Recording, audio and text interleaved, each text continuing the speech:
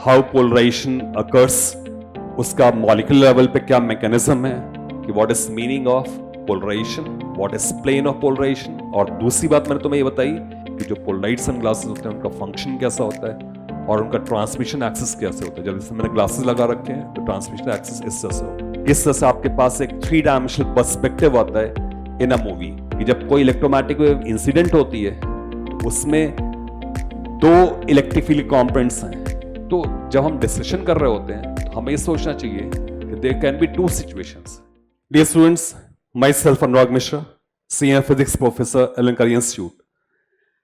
Dear students, आज हम आपके पास एक बहुत ही इंटरेस्टिंग चैप्टर लेके आ रहे हैं, पोलराइजेशन। इस चैप्टर में हम पोलराइजेशन के बहुत डिटेल्स पढ़ेंगे। इनफैक्ट हाउ पोलराइजेशन अकर्स, उसका मॉलिक्यूलर लेवल पे क्या मैकेनिज्म है, polarization by reflection, polarization by scattering. इसके अलावा इसके हम कुछ और application, practical applications, how polarization is used in sunglasses, how polarization is used in producing 3D movies, stereoscopic vision कैसे प्रोड्यूस होता है। तो इस तरह के बहुत सारे एप्लीकेशंस ही पढ़ेंगे। स्टूडेंट्स, ये चैप्टर को बहुत फोकस और कंसंट्रेशन से पढ़ना पड़ेगा। इस चैप्टर के लिए बस एक छोटी सी प्री रिक्विजिट है कि आपको थोड़ी सी इलेक्ट्रोमैग्नेटिक वेव्स की नॉलेज होनी चाहिए। हमारा एक वीडियो इलेक्ट्रोमैग्नेटिक वेव्स पर 12 मार्च को ऑलरेडी ब्रॉडकास्ट हो चुका है, स्टूडेंट्स को जरूर देखें। एलन करियर इंस्टीट्यूट के चैनल पर 12 मार्च को इलेक्ट्रोमैग्नेटिक वेव्स का हमारा वीडियो लॉन्च हुआ था, उसको आप देख लें। उसका स्लाइड पार्ट इसमें यूज होगा, इलेक्ट्रोमैग्नेटिक वेव्स की कुछ प्रॉपर्टीज यहां पे यूज होगी। स्टूडेंट्स, क्योंकि आपके पास बहुत ही अच्छे लेवल का कंटेंट जा रहा है तो आप एलन करियर इंस्टीट्यूट चैनल को सब्सक्राइब करें, अपने फ्रेंड्स को उसको रिकमेंड करें और बहुत ही फोकस मैनर में, बहुत ही कंसंट्रेशन से इन लेक्चर्स को अटेंड करें। मैं हमेशा स्टूडेंट से रिकमेंड करता हूं कि जब भी आप कोई लेक्चर अटेंड कर रहे हैं तो हमेशा फोकस रहें और राइटिंग वर्क जरूर करें। Take it as a regular class, always sit with pen and paper.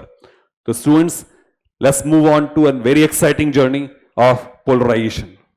तो स्टूडेंट्स, जो अभी आप डायग्राम देख रहे हैं ये एक प्लेन पोलराइज इलेक्ट्रोमैग्नेटिक वेव है। मैं टर्म यूज किया प्लेन पोलराइज इलेक्ट्रोमैग्नेटिक वेव। तो स्टूडेंट, जैसे मैंने आपको अभी डेफिनेशन दी कि polarization means direction of oscillation at a point. तो किसी इलेक्ट्रोमैग्नेटिक वेव के बारे में आपने पढ़ा था कि ये इलेक्ट्रिक फील्ड और मैग्नेटिक फील्ड का कॉम्बिनेशन होता है, ठीक है। तो अभी जो आप डायग्राम देख रहे हैं उसके हिसाब से अगर कोई इलेक्ट्रोमैग्नेटिक वेव एक्स एक्सिस के अलॉन्ग अगर प्रोपगेट कर रही है, किसी इलेक्ट्रोमैग्नेटिक वेव का प्रोपगेशन अगर एक्स एक्सिस के अलॉन्ग हो रहा है तो उसकी इलेक्ट्रिक फील्ड होती है वो उसके पॉपुलर ऑसिलेट करती है और जो मैग्नेटिक फील्ड होती है वो उसके पॉपुलर ऑसिलेट करती है।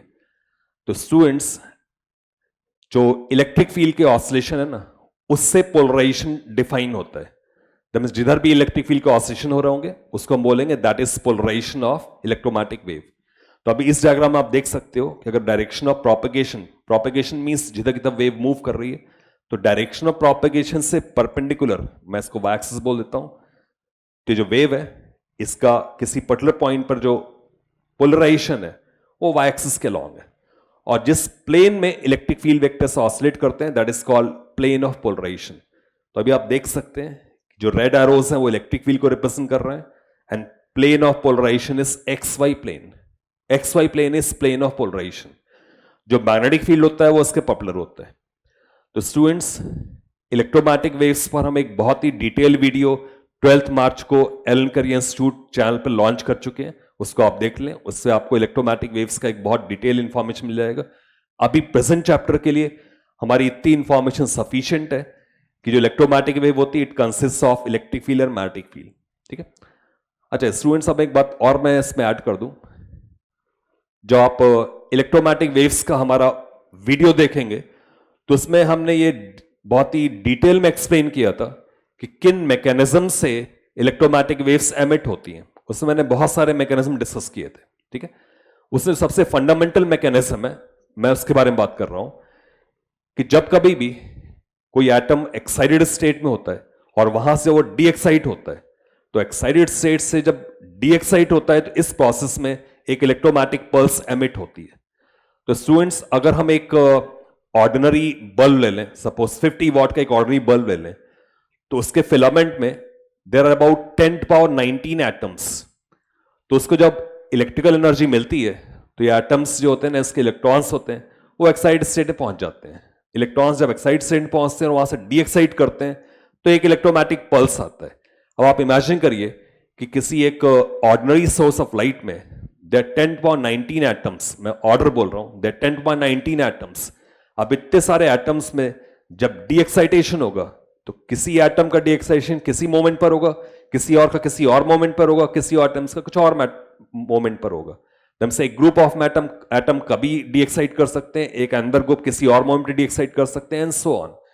इसका मतलब जो भी light ordinary source of light से आ रही है, जो भी लाइट एमिट हो रही है ऑर्डिनरी सोर्स से, वो बहुत ही हाईली रैंडम है।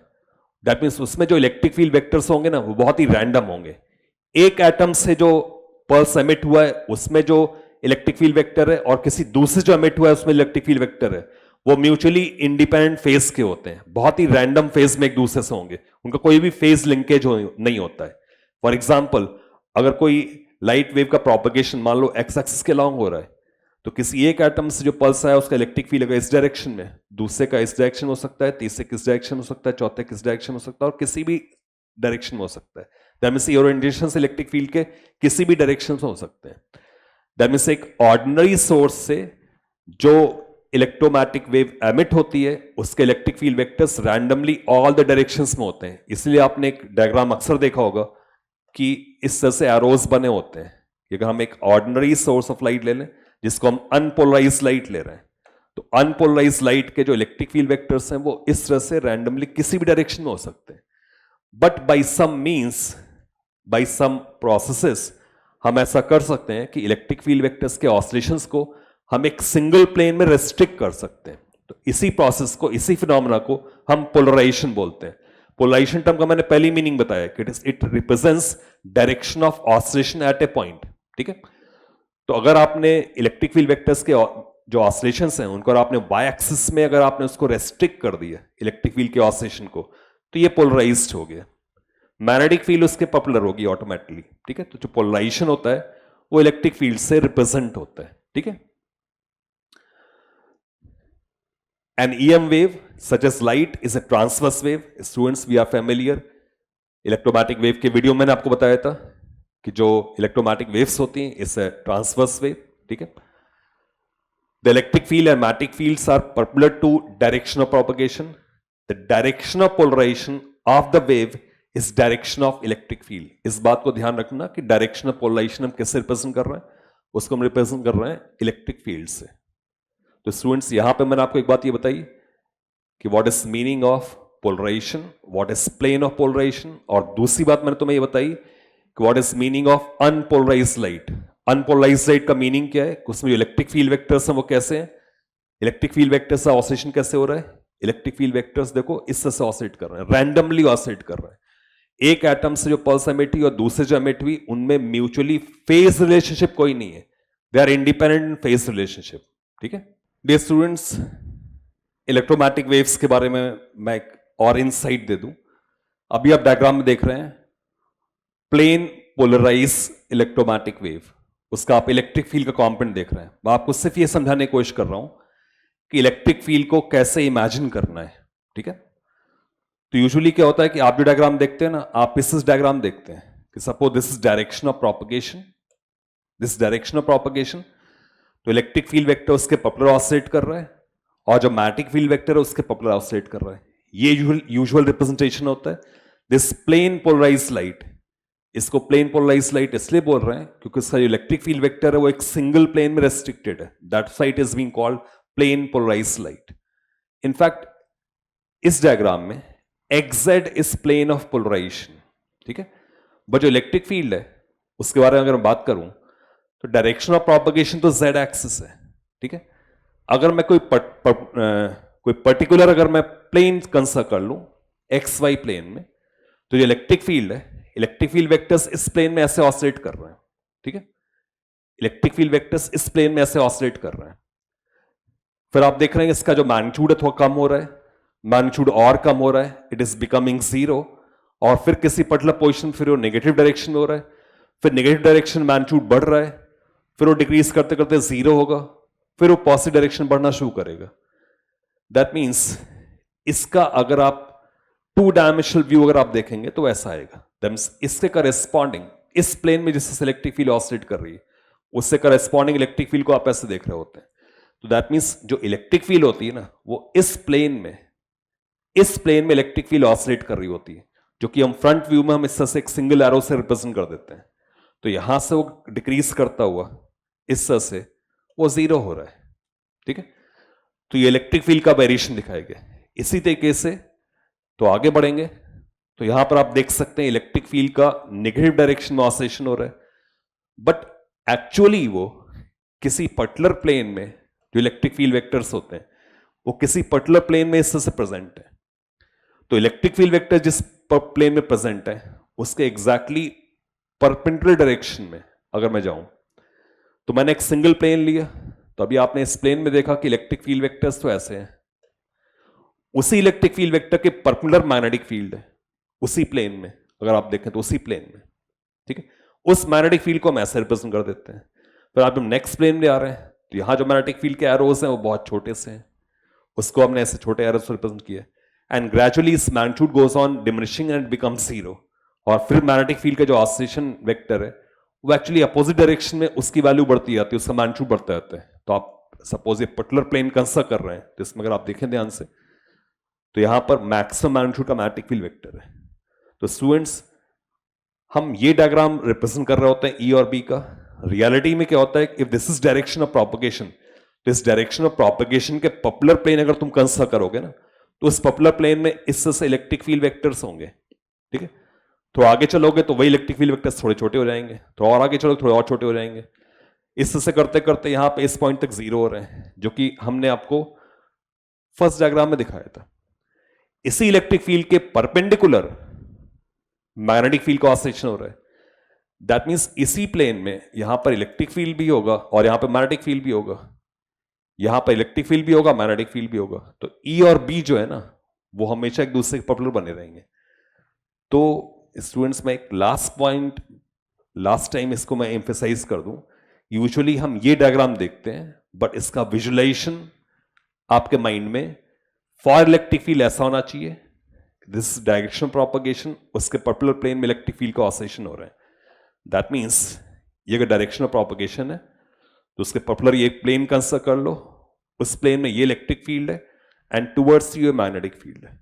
आफ्टर सर्टेन टाइम कोई और प्लेन कंसिडर करोगे तो उसमें इलेक्ट्रिक फील्ड नीचे हो जाएगा, मैग्नेटिक फील्ड इनवर्ड हो जाएगा, ई ऐसे हो जाएगा, बी ऐसे हो जाएगा, and at all the moments direction of propagation will always be E cross B. Students मैंने आपसे पहले ही कहा कि इलेक्ट्रोमैग्नेटिक वेव्स के चैप्टर में इस चीज को हमने काफी डिटेल में पढ़ाया था। ये डायग्राम भी मैंने वहां से लिया हुआ है, जिसको आप वंस अगेन रेफर कर सकते हो। That chapter is also very important. 12 मार्च को वीडियो टेलीकास्ट हुआ था। तो स्टूडेंट्स ये स्टोरी है of a plane electromagnetic wave, oscillations of a plane electromagnetic wave. Students जैसे अभी आपने देखा कि जो इलेक्ट्रोमैग्नेटिक वेव्स का जो इलेक्ट्रिक फील्ड होता है इट्स एन ऑसिलेटिंग वेक्टर, ठीक है। तो मान लो कोई इलेक्ट्रोमैग्नेटिक वेव है and it is propagating towards you, इसको मैं एक्स एक्सिस बोल देता हूं, दिस एक्स एक्सिस, ये वाई एक्सिस है और ये जेड एक्सिस है। किसी इंस्टेंट पर मान लो इलेक्ट्रिक फील्ड जो है वो इस तरह से इलेक्ट्रिक फील्ड है। तो ये जो इलेक्ट्रिक फील्ड होता है ये ऑसिलेटिंग है, और अभी मैं ये अस्यूम कर रहा हूं कि इस इलेक्ट्रिक फील्ड के जो ऑसिलेशंस हैं वो इस तरह से हो रहा है। ये अभी मैं अस्यूम कर लेता हूं इस लाइन के लॉन्ग ऑसिलेशंस हो रहे हैं। तो अभी इलेक्ट्रिक फील्ड ऐसी है, कुछ अगले मोमेंट पर जो इलेक्ट्रिक फील्ड की वैल्यू थोड़ी और कम होगी, नेक्स्ट मोमेंट थोड़ी और कम होगी, फिर वो नेगेटिव डायरेक्शन में हो जाएगी, फिर और नेगेटिव डायरेक्शन बड़ी हो जाएगी, फिर मैक्सिमम वैल्यू हो जाएगी नेगेटिव डायरेक्शन में, फिर नेगेटिव डायरेक्शन में ये थोड़ा डिक्रीज होते होते ये जीरो हो जाएगी, फिर ये पॉजिटिव डायरेक्शन में आ जाएगा, फिर पॉजिटिव डायरेक्शन में इंक्रीज होते होते ये मैक्सिमम तक पहुंच जाएगा। दैट मींस ओवरऑल ये जो इलेक्ट्रिक फील्ड वेक्टर है ये ऑसिलेटिंग है। अभी ऐसा है, थोड़ा कम हुआ और कम हुआ, जीरो हुआ, फिर इसके ऑसिलेशंस नेगेटिव डायरेक्शन में स्टार्ट हो गए and so on, this goes on. ये ऑसिलेटिंग है, ठीक है। अब ये जो ऑसिलेटिंग इलेक्ट्रिक फील्ड है इसको किसी भी इंस्टेंट पर आप कंपोनेंट्स में डिवाइड कर सकते हो, वेक्टर्स हैं इसको आप कंपोनेंट्स से डिवाइड कर सकते हो। तो होता क्या है, जब एनालिसिस करते हैं ना तो इलेक्ट्रिक फील्ड वेक्टर को हम दो पॉपुलर प्लेन्स में रिजॉल्व कर लेते हैं। तो आप इस इलेक्ट्रिक फील्ड को ई वाई और ई जेड में रिजॉल्व कर सकते हो, एंड इवन आप ये भी इमेजिन कर सकते हो कि superposition of two perpendicular electromagnetic wave, ये भी आप मान सकते हो। ठीक है ना? Any oscillating electric field vector can be broken into two vectors that oscillate perpendicular to each other. कोई इलेक्ट्रिक फील्ड वेक्टर है, उसको आप ब्रेक कर सकते हो इनटू इस कंपोनेंट, दो पर्पेंडिकुलर कंपोनेंट्स को ब्रेक किया सकता है. In this case an electromagnetic wave travels in x direction. एक इलेक्ट्रोमैग्नेटिक वेव है जो तुम्हारी तरफ ट्रेवल कर रही है. ये किसी इंस्टेंट का इलेक्ट्रिक फील्ड है which has been resolved into two components. The electric field oscillates along a line that runs from lower left to the upper right. तो इससे इलेक्ट्रिक फील्ड ऐसे ऑसिलेट कर रहा है, इसको आप रिजॉल्व कर सकते हो. The electric field is broken into two perpendicular components along y and z and is shown at 11 different times. Different moments on electric field को हमने रिप्रेजेंट किया है. ओवरऑल हमारा आइडिया ये कि आपके माइंडसेट में ये हो कि जो इलेक्ट्रोमैग्नेटिक वेव का जो electric field component is varying, it is oscillating, और उसको आप प्लेन दो पार्ट्स में ब्रेकअप कर सकते हो. स्टूडेंट्स इस बात पे एम्फेसाइज इसलिए किया रहा है कि अभी लेटर ऑन इसी चैप्टर में आप रियलाइज करोगे कि आप ये कॉन्सेप्ट अगर ये क्लियर हो गया ना, तो लेटर ऑन आप रियलाइज करोगे कि पोलराइजेशन आपके लिए बहुत ईजी हो चुका है. ठीक है, तो इसको थोड़ा सा फोकस होकर समझना है और ध्यान रखना है इस बात को.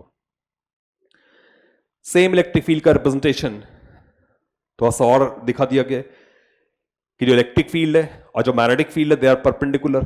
किसी इंस्टेंट मान लो ऐसे हैं, तो आधे साइकिल के बाद ना वो फिर ऐसे हो जाएंगे.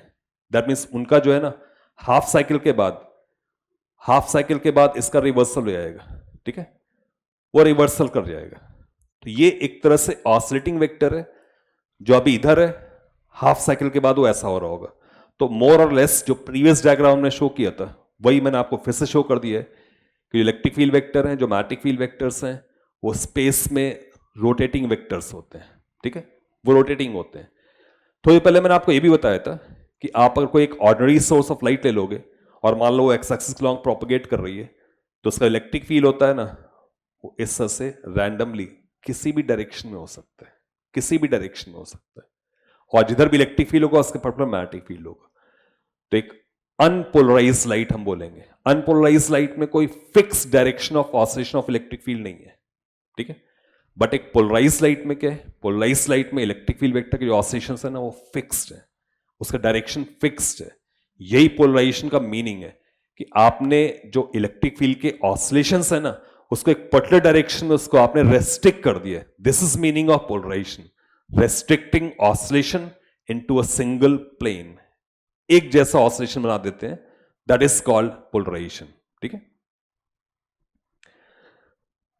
तो जैसा स्टूडेंट्स आपने वेव ऑन अ स्ट्रिंग में पढ़ा था कि मान लो आप एक स्ट्रिंग ले लो, वो ऑसिलेट कर रही है, तो wave on a string is a transverse wave. तो स्ट्रिंग अगर ऑसिलेट कर रही है तो एक there is a plane of polarization. अगर प्लेन ऑफ पोलराइजेशन स्ट्रिंग के ऑसिलेशन से कोइंसाइड कर रहा है तब तो ये स्ट्रिंग उस प्लेन में ऑसिलेट कर पाएगी.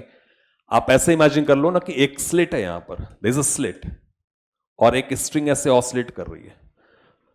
तो अगर स्लिट का जो प्लेन है ना वो कोइंसाइड कर रहा होगा अगर plane of oscillation of string, तब तो वेव क्रॉस करेगी. बट थोड़ी देर इमेजिन करो कि स्लिट को तुम पर्पेंडिकुलर कर देते हो, स्लिट पर्पेंडिकुलर है या जो ऑसिलेशन प्लेन है इसका it is perpendicular to slit, तो क्या ये क्रॉस कर पाएगी इसको? क्या इस स्लिट को क्रॉस कर पाएगी? तो यहां पे आने के बाद जो ऑसिलेशंस हैं वो तो रेस्ट्रिक्ट हो जाएंगे ना, ये कंस्ट्रेन हो जाएगा, इसको क्रॉस नहीं कर पाएगा. तो ऑसिलेशंस क्या होंगे, वो रेस्ट्रिक्टेड होंगे. तो इनफैक्ट जब कोई भी ऑसिलेटिंग वेव अगर होती है ना, तो plane of oscillation that means plane of polarization, इसमें अगर आप उसको ऑसिलेट करने अलाउ करोगे तब तो वो आगे वेव प्रोपगेट करेगी. और अगर आप स्लिट की तरह पर्पेंडिकुलर बना दोगे, ऑसिलेशन प्लेन से पर्पेंडिकुलर अगर स्लिट कंडीशन हो जाएगी तो सकते वेव उधर ट्रांसमिट नहीं हो पाएगी, रेस्ट्रिक्शन हो जाएगा. और इनफैक्ट यही मोर और लेस आगे चल करके आप पढ़ोगे कि समटाइम्स कोई पोलराइज्ड लाइट जब किसी क्रिस्टल पे इंसिडेंट होती है तो समटाइम्स पास करती है और समटाइम्स पास नहीं करती है. यही आइडिया आप थोड़ा सा आगे चल करके ना एक बहुत स्ट्रांग पावरफुल आइडिया में कन्वर्ट होने वाला है. और तब आप ये भी रियलाइज करोगे कि आपने मैकेनिकल वेव में स्ट्रिंग पढ़ा क्यों था, वहां से टर्मिनोलॉजी ली क्यों थी. इनफैक्ट वो more advance polarization of electromagnetic waves पढ़ने के लिए आपने वो चीज देखी थी. तो स्टूडेंट्स आगे कंटिन्यू करते हैं. अभी मैंने आपसे बात करी कि कोई वेव अगर प्रोपगेट कर रही है तो उसका इलेक्ट्रिक फील्ड वेक्टर होता है, उसके ऑसिलेशंस रैंडमली किसी भी डायरेक्शन में होते हैं. इसलिए यहां पे लिखा हुआ रैंडम पोलराइजेशन। तो direction of polarization propagation, wave जो प्रोपगेट कर रही है वो ब्लू एरो के लॉन्ग जा रही है, बट जो इलेक्ट्रिक फील्ड वेक्टर है वो उसके पॉपुलर है, इलेक्ट्रिक फील्ड के ऑसिलेशंस के पॉपुलर हो रहे हैं, वो किधर भी हो सकते हैं, रैंडम पोलराइजेशन है, इसको मैं बोलूंगा रैंडम पोलराइजेशन। ठीक है। The cylinder arrow represents a ray of unpolarized light. ये जो एरो है ना, ये रिप्रेजेंट कर रहा है एक अनपोलराइज्ड लाइट को, और इलेक्ट्रिक फील्ड के ऑसिलेशन कैसे हो रहे हैं, उसके पॉपुलर हो रहे हैं, बट रैंडमली हो रहे हैं। The bold arrows represent direction of polarization of individual waves composing the ray. If light is unpolarized, the arrows point in all directions. बेटा यही सबसे इंपॉर्टेंट बात है। अनपोलराइज्ड लाइट में इलेक्ट्रिक फील्ड के वेक्टर्स जो होते हैं वो किसी भी डायरेक्शन में हो सकते हैं। और थोड़ा सा सोचो इस बारे में कि कैसे ये रैंडमाइजेशन आया है। तो उसका सिंपल सी बात है, जिस सोर्स से इलेक्ट्रोमैग्नेटिक वेव्स एमिट हो रही हैं वो सोर्स एटॉमिक लेवल पर है या फिर न्यूक्लियॉन लेवल पर है, तो उनके जब एनर्जी लेवल्स चेंज होते हैं उस वक्त एक इलेक्ट्रोमैग्नेटिक पल्स एमिट होती है, बट वो इतने मैसिव स्केल पे होते हैं, इतने ज्यादा नंबर्स में होते हैं कि हर एक इंडिविजुअल स्मॉल टाइनी फिनोमेना जो होती है ना वो दूसरे के साथ रैंडम फेज में होती है। मतलब 10 to 19 एटम्स हैं, वो डिफरेंट मोमेंट्स पे डीएक्साइट कर रहे हैं, तो इसका मतलब वो तो बहुत ही हाईली रैंडम प्रोसेस जाएगी ना। तो जितने भी इलेक्ट्रिक फील्ड वेक्टर्स आएंगे इलेक्ट्रोमैग्नेटिक पल्सेस के, वो तो सबके सब बहुत ही रैंडम डायरेक्शन में होंगे। तो यही रैंडमनेस आपको दिखाया रहा है, यही चीज कहलाती है अनपोलराइज्ड लाइट। तो ये अनपोलराइज्ड लाइट है। थॉट आपके मन में होना चाहिए कि what is meaning of unpolarized light. ये थॉट आपके बेसिकली मीनिंग आपके माइंडसेट में होना चाहिए कि what is meaning of unpolarized light. Students ये बात अपनी हो चुकी है कि ये अगर डायरेक्शन ऑफ प्रोपगेशन है तो there is a plane of polarization.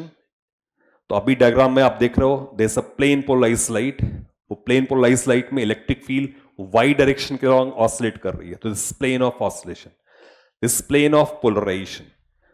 Propagation के परपेंडिकुलर जिधर ऑसिलेशन हो रहे होते हैं दैट इज पोलराइजेशन, और जिस प्लेन में ऑसिलेशंस पॉसिबल होते हैं that is plane of polarisation. तो अपनी बात हो चुकी है। प्लेन ऑफ पोलराइजेशन जो है ना वो एंगल पे भी हो सकता है, जैसे अब डायग्राम में दिखा रहा हूं ना, डायग्राम आप देख सकते हो 45 डिग्री पे हमने एक प्लेन ड्रॉ कर दिया है, तो ये प्लेन ऑफ पोलराइजेशन एंगल पे भी हो सकता है। ठीक है, समटाइम्स सम सिचुएशंस में वो एंगल पे भी हो सकता है। ठीक है, अब स्टूडेंट्स बात हो रही है कि देयर आर सम फिल्टर्स जिसको हम बोलते हैं ना polarizing filter. There are some polarizing filters. उन पोलराइजिंग फिल्टर्स के जो मॉलिक्यूल्स होते हैं वो इस तरह से लॉन्ग चेन्स में अरेंज होते हैं कि जब उससे ऑर्डिनरी सोर्स ऑफ लाइट जब वो पास करता है तो सिर्फ जो लॉन्ग चेन ऑफ मॉलिक्यूल्स होती है ना वो इससे अरेंज होती हैं कि वो सिर्फ एक parallel component of electric field को वो पास होने देती हैं, पॉपुलर कंपोनेंट को पास नहीं होने देती। जो भी कंपोनेंट्स के अदर देन दिस एक्सिस है उसको पास नहीं होने देती। तो फिल्टर्स का ना एक पोलराइजेशन एक्सिस होता है, एक पास एक्सिस होता है। इसको पोलराइजेशन एक्सिस बोल सकते हो, ट्रांसमिशन एक्सिस बोल सकते हो, इसको पास एक्सिस बोल सकते हो। तो इस पास एक्सिस के पैरेलल जो कंपोनेंट होता है ना वो एज सच पास हो जाता है, बाकी रेस्ट आर रेस्ट्रिक्टेड, और इसको हम बोलते हैं पोलराइजेशन डायरेक्शन। तो ये रे ऑफ लाइट जा रहा है, उसके पॉपुलर इलेक्ट्रिक फील्ड आ जाएगा और उसके पॉपुलर मैग्नेटिक फील्ड आ जाएगा। तो देयर आर सम फिल्टर्स जो रेस्ट्रिक्शन कर देते हैं। इन्हीं को आप पोलराइजर बोल सकते हैं, पोलराइजिंग फिल्टर बोल सकते हैं, पोलराइड्स बोल सकते हैं। A polarising filter has a polarisation axis that acts as a slit passing through electric fields parallel to its direction. वो स्लिट की तरह बिहेव कर रहा है, जैसा अभी हमने बात किया था ना कि अगर आप एक स्ट्रिंग को ऑसिलेट करा दोगे तो स्ट्रिंग का जो प्लेन होगा ना अगर वो किसी स्लिट के पैरेलल होगा तो स्ट्रिंग के ऑसिलेशंस पास कर जाएंगे, और वहीं अगर स्लिट इस तरह से और स्ट्रिंग का ऑसिलेशन इस तरह से हो रहा है तो वो रेस्ट्रिक्ट हो जाएगा। एग्जैक्टली वैसी सिचुएशन पोलराइजिंग फिल्टर के साथ भी हो रहा है।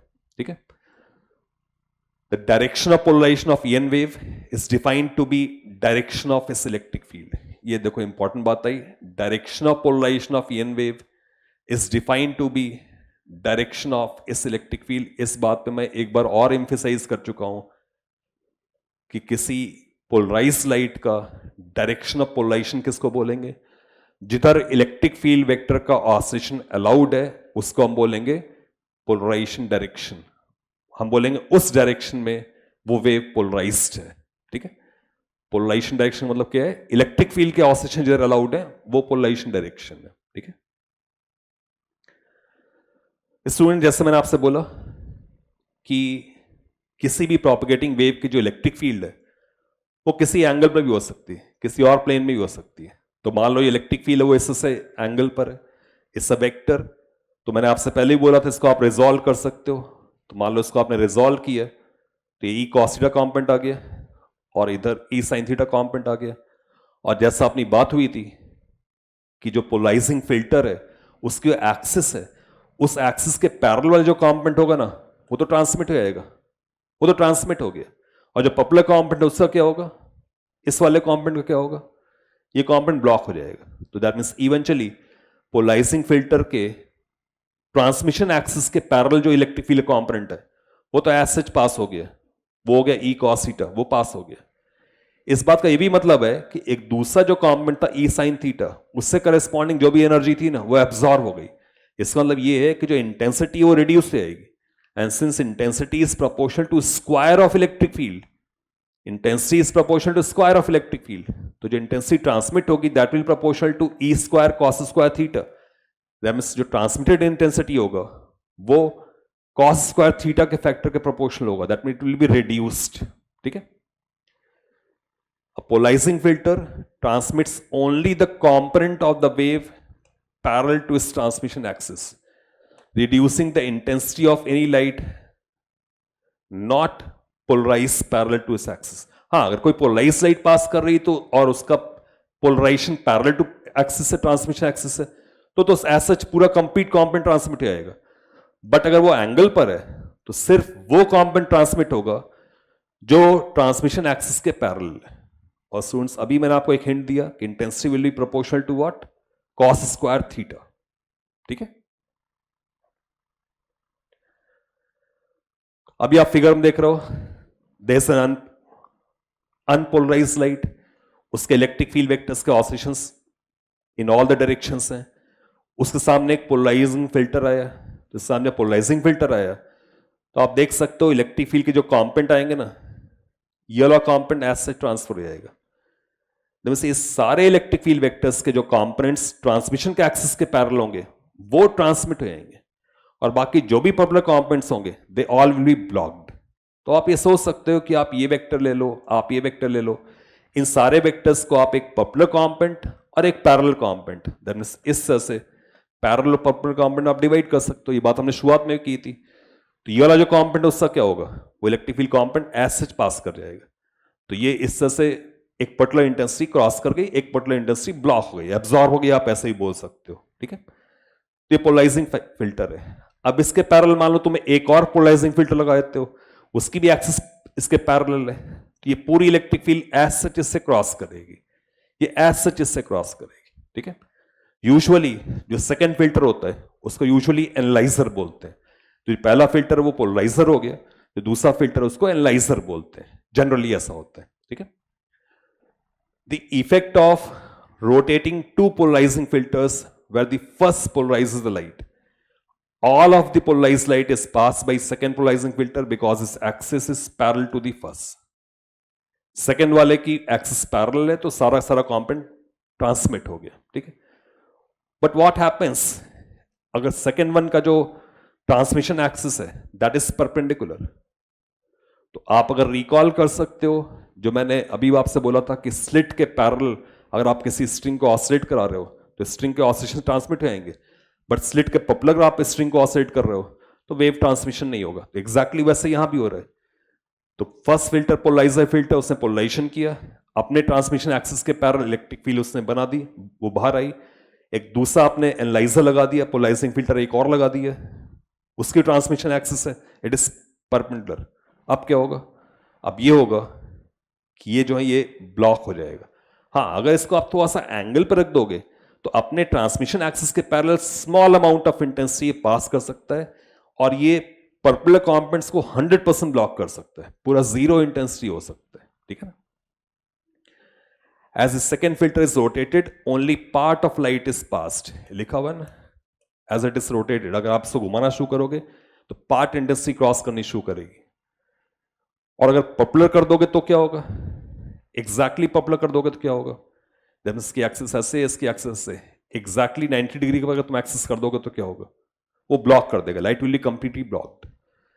तो when the second filter is popular to the first, no light is passed, वो कंप्लीटली ब्लॉक कर देगा। दैट मीन्स पोलराइजर और एनालाइजर दोनों की एक्सिस अगर क्रॉस्ड है तो एनालाइजर के बाद जो भी इंटेंसिटी आएगी जीरो होगी, there will be no transmission at all. हाँ, उसका अगर थोड़ा सा पार्शियली रोटेटेड रखोगे तो कुछ इंटेंसिटी ट्रांसमिट करेगी। ठीक है, ये एक्सपेरिमेंट आप घर पे भी कर सकते हो। आप पोलराइड्स ले लो, ऐसे बहुत सारे सनग्लासेस आते हैं जो पोलराइज ग्लासेस होते हैं, पोलराइड्स होते हैं। तो आप अगर एक दूसरे पर रख दो और उनको रोटेट करो तो आप ये रियलाइज करोगे कि रियली पॉइंट जब कोई भी लाइट का ट्रांसमिशन नहीं हो रहा है, पार्शियल ट्रांसमिशन भी हो सकता है और लाइट कंप्लीटली ब्लॉक भी हो सकती है। ठीक है, in this photograph a polarizing filter is placed above two others. Its axis is parallel to the filter on the right, dark, and parallel to filter on the left. यहां पे parallel है, थोड़ा ट्रांसमिशन हो रहा है, यहां popular है तो इसको ट्रांसमिशन नहीं हो रहा है। दैट मीन्स इधर थोड़ा सा पैरेलल रखी गई है एक्सिस, ट्रांसमिशन एक्सिस, तो देयर इज पार्शियल ट्रांसमिशन, और यहां पे आप देखो तो कंप्लीटली ब्लॉक कर रहा है। तो ओवरऑल एक पोलराइड ले लो, सामने दूसरा पोलराइड रख दो, उसको घुमा के देखो तो आप रियलाइज करोगे कि जैसे ही उनके प्लेन ऑफ पोलराइजेशंस, दैट मीन्स की ट्रांसमिशन एक्सिस जैसे ही उनके एक दूसरे के पॉपुलर होंगी ना, वैसे क्या होगा कि light will be completely blocked. Experiment आप खुद घर पे करके देख सकते हो। ठीक है डियर स्टूडेंट्स, हमने पोलराइजेशन डेफिनेशन देख ली और अब हम बात करने आ रहे हैं कि how a polarizer works, molecular level पे क्या सिचुएशन है। तो स्टूडेंट्स, पॉलीविनाइल अल्कोहल की शीट्स बनाते हैं और उन शीट्स को प्रॉपर्ली स्ट्रेच करते हैं ताकि उसमें बहुत ही लॉन्ग चेन ऑफ मॉलिक्यूल्स बन जाए। दैट मीन्स एक शीट अगर ऐसे है तो कुछ इस तरह से उसको स्ट्रेच करते हैं कि इस तरह से पीवीए की, पॉलीविनाइल अल्कोहल की, इस तरह से लॉन्ग चेन मॉलिक्यूल्स जो है इस तरह से अरेंज हो जाए। फिर इसको हम एक आयोडीन डाई में डिप कर देते हैं। तो आयोडीन डाई में डिप करने के बाद आयोडीन का जो इलेक्ट्रॉन है, जो लूजली बाउंड इलेक्ट्रॉन है, that can act as conducting electron, वो कंडक्शन कर सकता है। तो इसको आयोडीन डाई में डिप करने से क्या होता है कि ये जो लॉन्ग चेन ऑफ मॉलिक्यूल्स हैं, इनको सराउंडिंग जो आयोडीन मॉलिक्यूल्स हैं वो स्टिक कर जाते हैं, और स्टिक करने के बाद उनके जो इलेक्ट्रॉन्स हैं वो अब कंडक्शन का काम कर सकते हैं। वो इनफैक्ट एक लॉन्ग चेन मॉलिक्यूल्स के लॉन्ग डिस्प्लेस हो सकते हैं। तो ये जो मॉलिक्यूलर चेन्स है ना, ये मॉलिक्यूलर चेन्स वायर की तरह बिहेव कर सकती हैं, लॉन्ग वायर की तरह बिहेव कर सकती हैं। ठीक है, तो अब ऐसे सिचुएशन में जब इस पर एक अनपोलराइज्ड लाइट जब इंसिडेंट होगी, तो ऐसा आपको बताया गया था कि जो अनपोलराइज्ड लाइट इंसिडेंट हो रही है उसकी इलेक्ट्रिक फील्ड का एक कंपोनेंट, आप इसको मैं एक्स एक्सिस बोल देता हूं और इसको मैं वाई एक्सिस बोल देता हूं। मान लो इलेक्ट्रिक फील्ड जो इंसिडेंट है वो इस तरह की है, तो इस इलेक्ट्रिक फील्ड का एक कंपोनेंट मैं एक्स एक्सिस के लॉन्ग ले लेता हूं और इसका कंपोनेंट वाई एक्सिस के लॉन्ग लेता हूं। तो जो एक्स एक्सिस वाला component it is parallel to the long chain of molecules, और जो वाई एक्सिस वाला कंपोनेंट है वो उसके पॉपुलर है। तो आप ये सोच सकते हो कि जो इलेक्ट्रॉन्स है बेसिकली वो इलेक्ट्रॉन्स का जो मोशन है ना वो मोर easily possible along the chains है, और इलेक्ट्रॉन्स का मोशन पॉपुलर डायरेक्शन में रेस्ट्रिक्टेड है, उधर बहुत ही कम मोशन हो सकता है। मेनली जो इलेक्ट्रॉन का मोशन है वो along the length of this chain हो सकता है। तो इलेक्ट्रिक फील्ड जब इंसिडेंट होगी तो इलेक्ट्रिक फील्ड का ये वाला जो कंपोनेंट है वो इलेक्ट्रॉन से फोर्स आएगा, वर्क करेगा, एनर्जी ट्रांसमिट करेगा, तो इलेक्ट्रॉन्स उसको एब्जॉर्व कर लेंगे। तो इलेक्ट्रिक फील्ड का ये वाला जो कंपोनेंट है ये इलेक्ट्रॉन से एब्जॉर्व हो जाता है, इलेक्ट्रॉन्स को उसकी एनर्जी को एब्जॉर्व कर लेता है। तो इसका मतलब ये जो कंपोनेंट है ये बहुत ज्यादा रिड्यूस हो जाएगा। बट ये वाला जो कंपोनेंट है ये मोर और लेस मोस्टली ये ट्रांसमिट हो जाएगा, क्योंकि इलेक्ट्रॉन के जो ऑसिलेशंस हैं वो इस डायरेक्शन में रेस्ट्रिक्टेड है, तो मोस्टली वाला कंपोनेंट ट्रांसमिट हो जाएगा। तो जो मॉलिक्यूलर चेन्स हैं जिसके अलॉन्ग अलाइंड हैं, इसको मैं एक्सिस ऑफ मॉलिक्यूल्स बोल रहा हूं, इसके पर्पेंडिकुलर वाला जो कंपोनेंट वो ट्रांसमिट हो रहा है। तो जो पोलराइजेशन है वो इन चेन्स के लेंथ के पर्पेंडिकुलर वाला जो कंपोनेंट है वो ट्रांसमिट हो रहा है। तो ये इसका पोलराइजेशन है। दैट मीन्स जो एक्सिस है, पोलराइजेशन एक्सिस या ट्रांसमिशन एक्सिस, वो इन लॉन्ग चेन्स के पर्पेंडिकुलर डायरेक्शन में। तो स्टूडेंट बहुत सिंपल सी बात मैंने बोली कि आपने एक शीट बनाई, उस शीट में जो आपने इस तरह से उसको स्ट्रेच किया, उसके जो मॉलिक्यूल्स वो अलाइन हो गए, बहुत सारे डिफरेंट लाइंस में सिमेट्रिकली अलाइन हो गए। अब ये प्रोसेस है जो कि बनाई जा सकती, यही चीज मैन्युफैक्चरिंग प्रोसेस है। और जब ये लॉन्ग चेन असेंबल हो गई तो इसको हमने एक डाई में डिप कर दिया, आयोडीन डाई में, जो कि कंडक्टिंग है। अब इलेक्ट्रिक फील्ड इंसिडेंट होगी, इलेक्ट्रिक फील्ड का जो कंपोनेंट इस चेन के अलॉन्ग होगा वो एक्चुअली एब्जॉर्ब हो जाएगा, जो पर्पुलर कंपोनेंट है पर्पुलर कंपोनेंट ट्रांसमिट हो जाएगा। ठीक है। A commonly used polite film is a flexible plastic sheet made of polyvinyl alcohol. The sheet is heated and is stretched to align the PVA molecules into long parallel rows. इस long parallel rows में जो molecules हैं उसको align कर दिया जाता है। ये manufacturing process का part है। The sheet is then dipped into an iodine dye.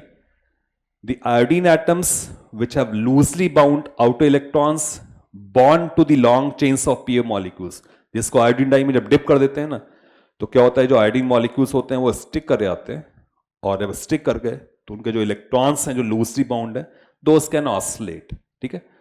The PVA chains can then act as long extremely thin closely space metal wires. ये लॉन्ग मॉलिक्यूलर चेन्स जो है वो मेटल वायर्स की तरह behave कर रहे हैं। इनफैक्ट उसमें क्योंकि कंडक्शन इलेक्ट्रॉन्स की अवेलेबिलिटी हो चुकी है। ठीक है।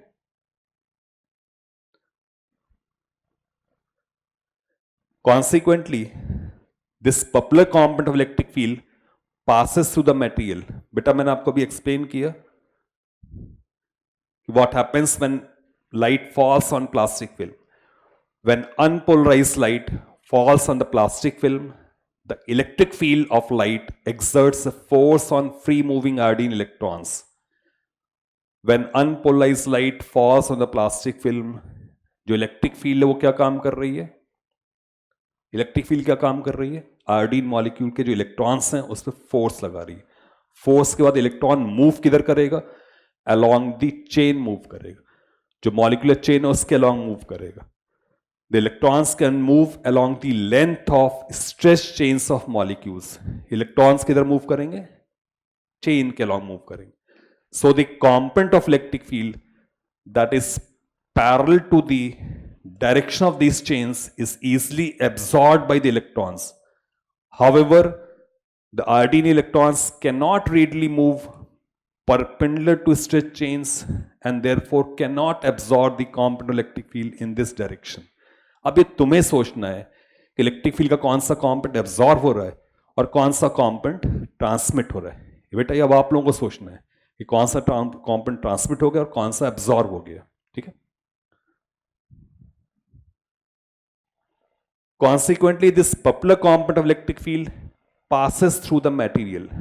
जो पर्पुलर कंपोनेंट है वो मटेरियल से पास करने वाला है। तो ट्रांसमिशन एक्सिस किधर होनी है, along the length of molecules होनी है या पर्पुलर टू दैट होनी है, ये याद करना पड़ेगा, ये सोचना पड़ेगा।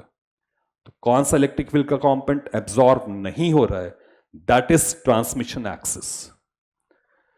The direction along which electric field is transmitted is called transmission axis or polarizing axis. Note that transmission axis of polite film is perpendicular to axis of long chain molecules. बेटा ये सारी बातें मैं बोल चुका हूं, इसको अब तुम्हें ध्यान देना है। क्या नोट है, note that transmission axis is perpendicular to axis of long chain molecules. Molecular chains के perpendicular transmission axis है, वो स्टोरी यहां बोली गई। ठीक है। ये बात बेटा मैं अभी एक दो बार और बोलूंगा ना तो तुम्हें एकदम अच्छे से ये समझ में आ जाएगी। ये स्टोरी है। स्टोरी ये है कि ये चेन ऑफ मॉलिक्यूल्स है, लॉन्ग मॉलिक्यूल्स पीवीए की ये चेन है। अब इस पे एक इलेक्ट्रिक फील्ड इंसिडेंट हुई, उस इलेक्ट्रिक फील्ड का एक कंपोनेंट ऐसे है और एक कंपोनेंट ऐसे है। एक कंपोनेंट पैरेलल है और एक कंपोनेंट परपेंडिकुलर है। किसी मोमेंट पर वो ऐसे इंसिडेंट हुए इस तरह से। ठीक है। अब इस बात को ध्यान रखना कि हम एक ऑसिलेटिंग इलेक्ट्रोमैग्नेटिक वेव के बारे में बात कर रहे हैं। दैट मींस उसका जो हॉरिजॉन्टल प्लेन में इलेक्ट्रिक फील्ड होगा ना वो वैरिंग है, कांस्टेंट नहीं है, वो वैरिंग है। जस्ट लाइक स्ट्रिंग पे जिससे ऑसिलेशन होता है वैसा है। शुरुआत में मैंने आपको दिखाया था ना कि ईएम वेव जो होता है वो कैसे ऑसिलेटिंग होता है, तो वैसा ऑसिलेटिंग इलेक्ट्रिक फील्ड का जो कंपोनेंट है वो ये वाला प्रेजेंट है, दो पैरेलल है।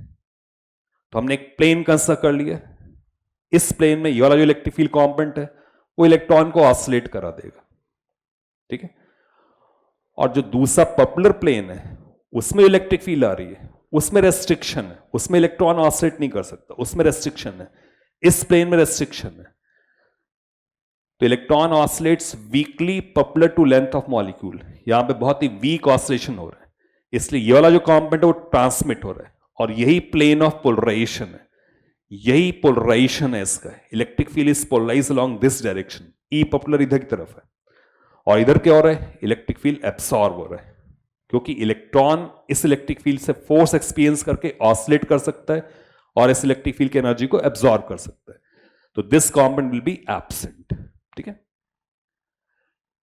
Diagram of electron in a long molecule oscillating parallel to the molecule. ये बेटा देखो, oscillating parallel, the oscillation of electron absorbs energy and reduces the intensity of component of the EM wave that is parallel to the molecule. Molecule के parallel वाला जो है वो क्या हो गया, खत्म। पॉपुलर वाला क्या है, वो मैक्सिमम पास हो गया, ठीक है, वो मैक्सिमम उसका ट्रांसमिशन हो गया। ये लॉन्ग चेन ऑफ मॉलिक्यूल्स है, और आपको शुरुआत में बताया था ट्रांसमिशन एक्सिस किधर होगी। ट्रांसमिशन एक्सिस किधर है, ट्रांसमिशन एक्सिस इज परपेंडिकुलर। ये लॉन्ग मॉलिक्यूल्स हैं, उसके पॉपुलर ये ट्रांसमिशन एक्सिस है, ठीक है। Long molecules are aligned perpendicular to axis of a polarizing filter. In an EM wave, the component of electric field perpendicular to these molecules passes through the filter, whereas the component parallel to the molecules is absorbed. At least इतना भी याद कर दोगे तो तुम्हारा काफी काम बन जाएगा। और मैं तुम्हें एक्सप्लेन भी कर दिया कि इलेक्ट्रिक फील्ड इलेक्ट्रॉन से वर्क करती है, और आयोडीन डाई में जो रखा था उसका रोल क्या था, आयोडीन का रोल क्या था उस लॉन्ग चेन ऑफ मॉलिक्यूल्स में, वो भी मैंने तुम्हें एक्सप्लेन कर दिया। This is the conceptual thing and this is the strength of Allen, कि हम इस पे कॉन्सेप्ट्स पे बात करते हैं। This is strength of Elon.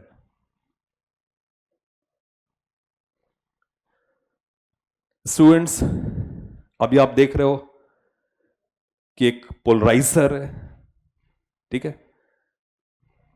ये पोलराइजर के मॉलिक्यूलर चेन्स है, और इस पे एक अनपोलराइज लाइट इंसिडेंट हो रही है। तो ऐसा आपको बताया गया कि इलेक्ट्रिक फील्ड के जो ऑसिलेशंस हैं जो पॉपुलर डायरेक्शन में, वो पूरे पूरे ट्रांसमिट हो रहे हैं, वो पूरे पूरे ट्रांसमिट हो रहे हैं। अभी यही इंफॉर्मेशन मैंने आपको दी, वो कंप्लीटली ट्रांसमिट हो रहे हैं। फिर आप इसमें देखो कि अगर जो पोलराइजर है उसकी एक्सिस अगर हॉरिजॉन्टल होगी, तो जो इलेक्ट्रोमैग्नेटिक वेव आ रहा है उसका जो इलेक्ट्रिक फील्ड का पॉपुलर कंपोनेंट है वो 100% ट्रांसमिट हो जाएगा, वो 100% ट्रांसमिट हो जाएगा, ठीक है, वो पूरा पूरा ट्रांसमिट हो जाएगा।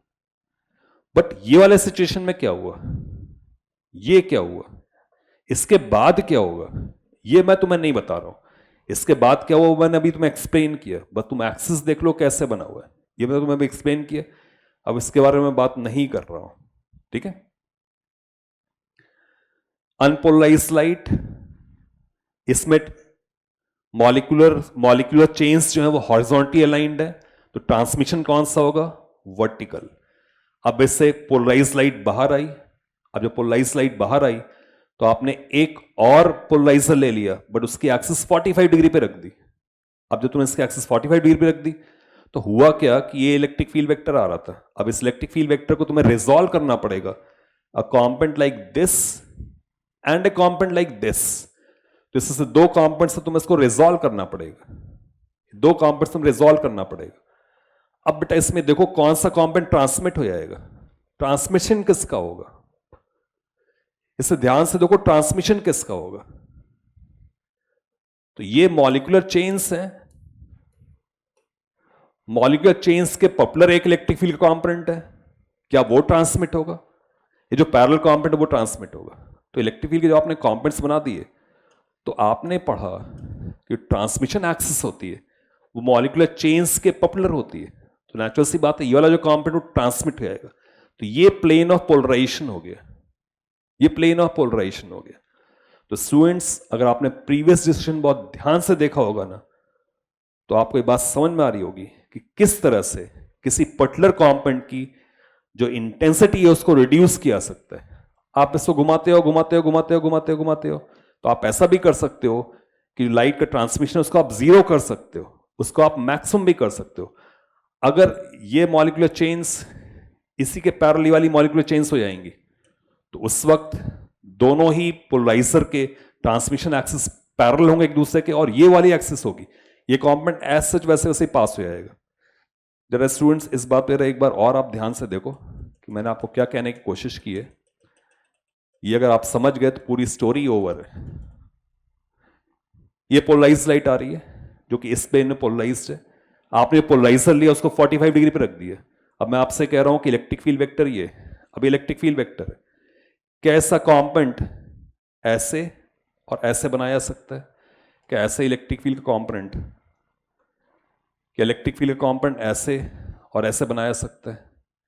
तो इलेक्ट्रिक फील्ड का जो कॉम्पोनेंट इस मॉलिक्यूलर चेन्स के पॉपुलर होगा वो तो ऐसे ट्रांसमिट होगा, बट बेटा इन इलेक्ट्रिक फील्ड कॉम्पोनेंट क्या होगा जो इस चेन के पैरेलल है, इसका क्या होगा? ये वाले कॉम्पोनेंट क्या होगा? ये एब्जॉर्ब हो जाएगा, ये वाला ट्रांसमिट हो जाएगा। यही बात अभी तुम्हें समझाई जा रही थी। तो पोलराइजर किस तरह से वर्क करते हैं? पोलराइजर इस तरह से वर्क करते हैं कि वो किसी एक इलेक्ट्रिक फील्ड कॉम्पोनेंट को एब्जॉर्ब कर लेते हैं, और जो दूसरा कॉम्पोनेंट होता है वो ट्रांसमिट हो जाता है। जो सन ग्लासेस होते हैं ना, सन ग्लासेस भी इसी तरह से फंक्शन करते हैं। सन ग्लासेस की जो फंक्शनिंग है वो भी ऑलमोस्ट इसी तरह से होती है।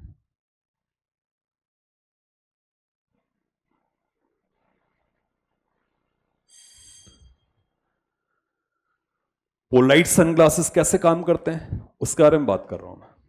तो जैसे मान लो कोई एक शाइनिंग सरफेस है, ठीक है, कोई भी एक शाइनिंग सरफेस है, कोई मेटालिक सरफेस है, ये मेटालिक सरफेस है, ठीक, इस पे एक अनपोलराइज लाइट इंसिडेंट हो रही है। तो जब इस पे अनपोलराइज लाइट इंसिडेंट होगी तो उस पोलराइज लाइट का जो इलेक्ट्रिक फील्ड है उसका आप एक कॉम्पोनेंट ऐसे ले सकते हो और एक कॉम्पोनेंट इसके पॉपुलर ले सकते हो, ठीक है। दैट मीन्स इस सरफेस से इलेक्ट्रिक फील्ड इंसिडेंट हो रही है ईएम वेव की, उसका एक कॉम्पोनेंट तुम सरफेस के पैरेलल ले लो, दिस पैरेलल कॉम्पोनेंट, और एक कॉम्पोनेंट सरफेस के पॉपुलर ले लो। तो एक कॉम्पोनेंट ये हुआ और एक कॉम्पोनेंट सरफेस के परपेंडिकुलर हुआ, इसको एक एरो मान लो, पॉपुलर हुआ, ये पैरेलल हुआ। तो जो लाइट रिफ्लेक्ट होती है ना, उस रिफ्लेक्टेड लाइट में ये वाला जो कॉम्पोनेंट होता है ना, ये वाला कॉम्पोनेंट मैक्सिमम रिफ्लेक्ट होता है। Horizontal component of electric field maximum reflect होता है। दैट मीन्स जो रिफ्लेक्टेड लाइट होती है ना, उसमें ये हॉरिजॉन्टल कॉम्पोनेंट डोमिनेट करता है, हॉरिजॉन्टल कॉम्पोनेंट का पोलराइजेशन रहता है, और जो पॉपुलर कॉम्पोनेंट होता है वो मैक्सिमम ट्रांसमिट होता है, उसका बहुत ही कम हिस्सा रिफ्लेक्ट होता है। तो रिफ्लेक्टेड लाइट में this horizontal component transmits with maximum intensity, ठीक है। अब आप सोचो कि कोई एक सरफेस है, वो सरफेस पे लाइट इंसिडेंट हुई और आपकी तरफ आ रही है, तो आपकी जो लाइट आ रही है उसमें predominantly horizontal component of electric field बहुत ज्यादा है। तो हॉरिजॉन्टल कॉम्पोनेंट इलेक्ट्रिक फील्ड बहुत ज्यादा है, तो अगर मैं इसके सामने सन ग्लासेस लगा दूं और उन सन ग्लासेस का जो पोलराइजेशन एक्सिस है, सन ग्लासेस का पोलराइजेशन एक्सिस बोल रहा हूं, पोलराइजेशन एक्सिस में पॉपुलर कर दूं, तो सन ग्लासेस का पोलराइजेशन एक्सिस में पॉपुलर कर दूंगा। ये इस बात को मैं ऐसे बोलूं कि जो सन ग्लासेस है, सन ग्लासेस का जो मॉलिक्यूलर चेन्स है, वो मॉलिक्यूलर चेन्स अगर मैं इसके पैरेलल कर दूं, तो मॉलिक्यूलर चेन्स अगर मैं इसके पैरेलल कर दूंगा तो सन ग्लासेस जो मॉलिक्यूलर चेन्स हैं वो इलेक्ट्रिक फील्ड को इसको एब्जॉर्ब कर लेंगे। But transmission axis of polaroid glasses कैसी होनी चाहिए? Transmission axis should be perpendicular to this. तो transmission axis perpendicular to this है, तो उससे क्या होगा, जो हॉरिजॉन्टल कॉम्पोनेंट है वो एब्जॉर्ब हो जाएगा, और यही ग्लेयर प्रोड्यूस करता है। जो चमक से दिखाई पड़ती है ना किसी सरफेस से, पानी की सतह से जो वाटर रिफ्लेक्ट होता है उसमें चमक आती है, दैट इज ग्लेयर जो आता है ना, दैट ग्लेयर इज एब्जॉर्ब, क्योंकि प्रीडोमिनेंटली उसमें जो इलेक्ट्रिक फील्ड होता है उसमें हॉरिजॉन्टल कॉम्पोनेंट डोमिनेटिंग होता है। जो पोलराइट सनग्लासेस होते हैं वो हॉरिजॉन्टल कॉम्पोनेंट को एब्जॉर्ब कर लेते हैं। दैट मीन्स जो ट्रांसमिशन एक्सिस है वो उसके परपेंडिकुलर होती है, तो सिर्फ पॉपुलर कॉम्पोनेंट ट्रांसमिट होता है, पैरेलल जो कॉम्पोनेंट हॉरिजॉन्टल कॉम्पोनेंट होता है वो एब्जॉर्ब हो जाता है। स्टूडेंट्स ये सवाल पूछा जा सकता है आपसे, इसको ध्यान रखना है इस बात को। तो when unpolarized light strikes a smooth surface, the reflected light is partially polarized, इसको ध्यान रखना, partially polarized. Specifically, the amplitude of electric field component that is parallel to reflecting surface is larger than the amplitude of component that is perpendicular to surface. That means students, कोई भी surface अगर है उससे light reflect हो आ रही है, उस reflected light में इलेक्ट्रिक फील्ड का कंपोनेंट पैरेलल टू सरफेस जो होता है वो डोमिनेटिंग होता है, परपेंडिकुलर टू सरफेस जो कंपोनेंट होता है वो बहुत वीक होता है. ठीक है, तो हमें पोलराइड कैसे लगाना है, उसकी ट्रांसमिशन एक्सिस कैसे रखनी है, so that it absorbs horizontal component. ठीक है, polarized sunglasses take advantage of this fact to reduce reflected light or glare. Most surfaces that cause glare are horizontal. Water surface, distant road, कोई car है, car का surface, metallic surface, ये सब के सब mostly horizontal surfaces होते हैं. तो most surfaces that cause glare are horizontal. For example, automobile hoods and water surfaces. The glare is therefore composed predominantly of light polarized in horizontal plane. कौन सा component dominating है? Reflected light में कौन सा component dominating है? Horizontal. The transmission axis of polarized sunglasses are vertical. कैसा है? Vertical. बस यही सवाल पूछा जाएगा. Which enables them to absorb over half of the reflected light. You can demonstrate this yourself by viewing reflected glare through one lens of polarized sunglasses. Rotating the lens through 90 degree will cause the intensity of this transmitted light to increase noticeably. But एक important चीज यहां पे बोल दी गई कि मान लो horizontal light ऐसे आ रही है, तुम्हारे सन ग्लासेस का ट्रांसमिशन एक्सिस ये है, तो अगर तुम सन ग्लासेस को रोटेट करोगे ना तो you can easily you can watch that intensity of light is increasing. Maximum हुआ, मैक्सिमम का जीरो हुआ, फिर वो मैक्सिमम हुआ, उसको आप घुमाओगे तो इंटेंसिटी चेंजिंग आएगा, इंटेंसिटी उसमें वैरिंग आएगा. ठीक है, तो स्टूडेंट्स यहाँ पर जो इंपॉर्टेंट एस्पेक्ट था वो ये था कि जो पोलराइज्ड सनग्लासेस होते हैं उनका फंक्शन कैसा होता है और उनका ट्रांसमिशन एक्सिस कैसे होता है. जब इसमें मैंने ग्लासेस लगा रखे हैं तो ट्रांसमिशन एक्सिस इस तरह से होगा, सो दैट हॉरिजॉन्टल कंपोनेंट वो एब्सॉर्ब है. किसी भी सरफेस से हॉरिजॉन्टल कंपोनेंट मैक्सिमम ट्रांसमिट होता है. डियर स्टूडेंट्स, अब आपको ये बताने आ रहा हूं कि किस तरह से रिफ्लेक्शन की वजह से पोलराइजेशन होता है. तो स्टूडेंट्स, एक बात आप रिकॉल करें कि इलेक्ट्रोमैग्नेटिक वेव्स के चैप्टर मैंने आपको एक्सप्लेन किया था.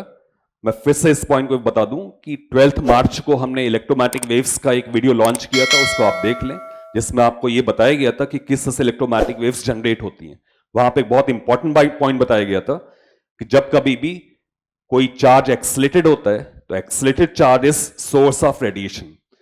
तो उसमें मैंने आपको एक बहुत ही इंपॉर्टेंट बात बताई थी कि किसी इलेक्ट्रॉन पर जब उस पर फोर्स लगती है, वो एक्सलेट होता है, तो एक्सलेशन की डायरेक्शन में कोई भी इंटेंसिटी एमिट नहीं होती है. इनफैक्ट एक्सलेशन के पॉपुलर डायरेक्शन में मैक्सिमम इंटेंसिटी एमिट होती है, नंबर 1. एक्सलेशन के पर्पुलर डायरेक्शन में मैक्सिमम इंटेंसिटी एमिट होती है, number 1. Number 2, polarization of electric field जो होता है it is parallel to acceleration.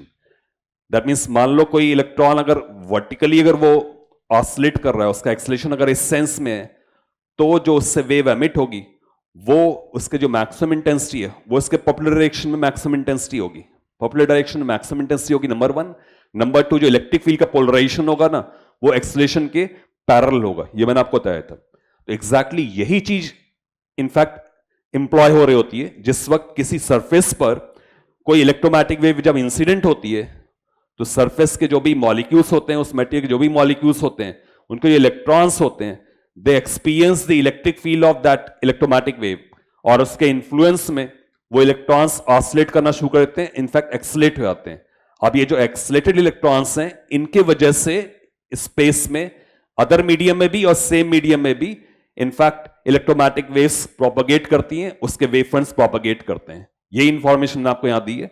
That means कोई इलेक्ट्रॉन है, उन्हें इलेक्ट्रॉन्स के ऑसिलेशन की वजह से इनफैक्ट मीडियम 1 में भी और मीडियम 2 में भी, दोनों में भी जो है वो इलेक्ट्रोमैग्नेटिक वेव्स के जो वेवफ्रंट्स हैं वो प्रोपगेट करते हैं. ठीक है, तो when subjected to an incident electromagnetic wave, the atomic electrons at the interface of two surfaces act as sources of spherical electromagnetic waves that form the reflected and the transmitted waves.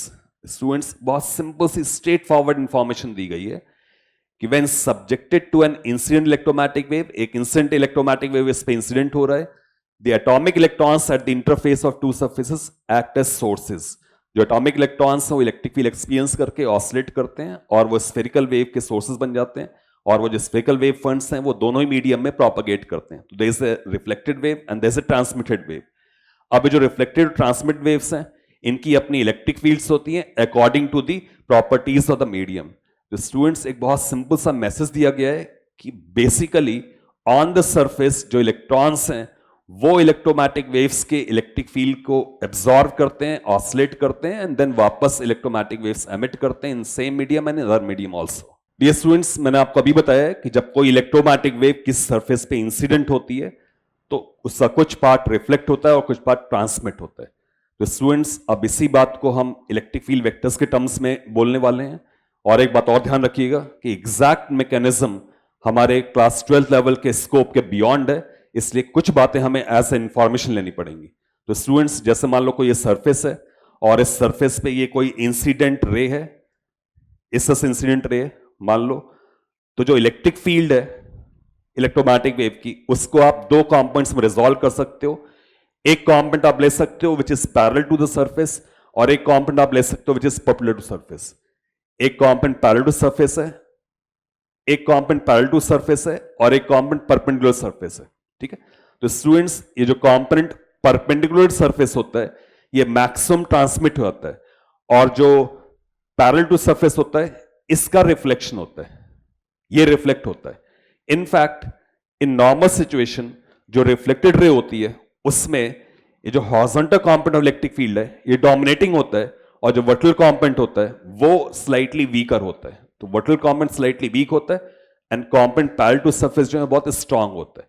Similarly जो transmitted wave होती है उस transmitted wave में जो vertical component होता है वो बहुत ही स्ट्रांग होता है और जो पैरेलल कंपोनेंट होता है सरफेस के हॉरिजॉन्टल कंपोनेंट वो थोड़ा स्लाइटली वीक होता है. तो स्टूडेंट्स जब वो इंसिडेंट होता है वेव का तो जो रिफ्लेक्टेड पार्ट है वो उसकी इंटेंसिटी थोड़ी डिक्रीज कर जाती है और रिमेनिंग इंटेंसिटी पास कर जाती है.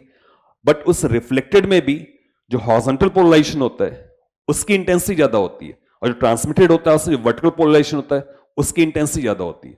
स्टूडेंट्स मैंने आपसे पहले ही कहा this you will have to take as information.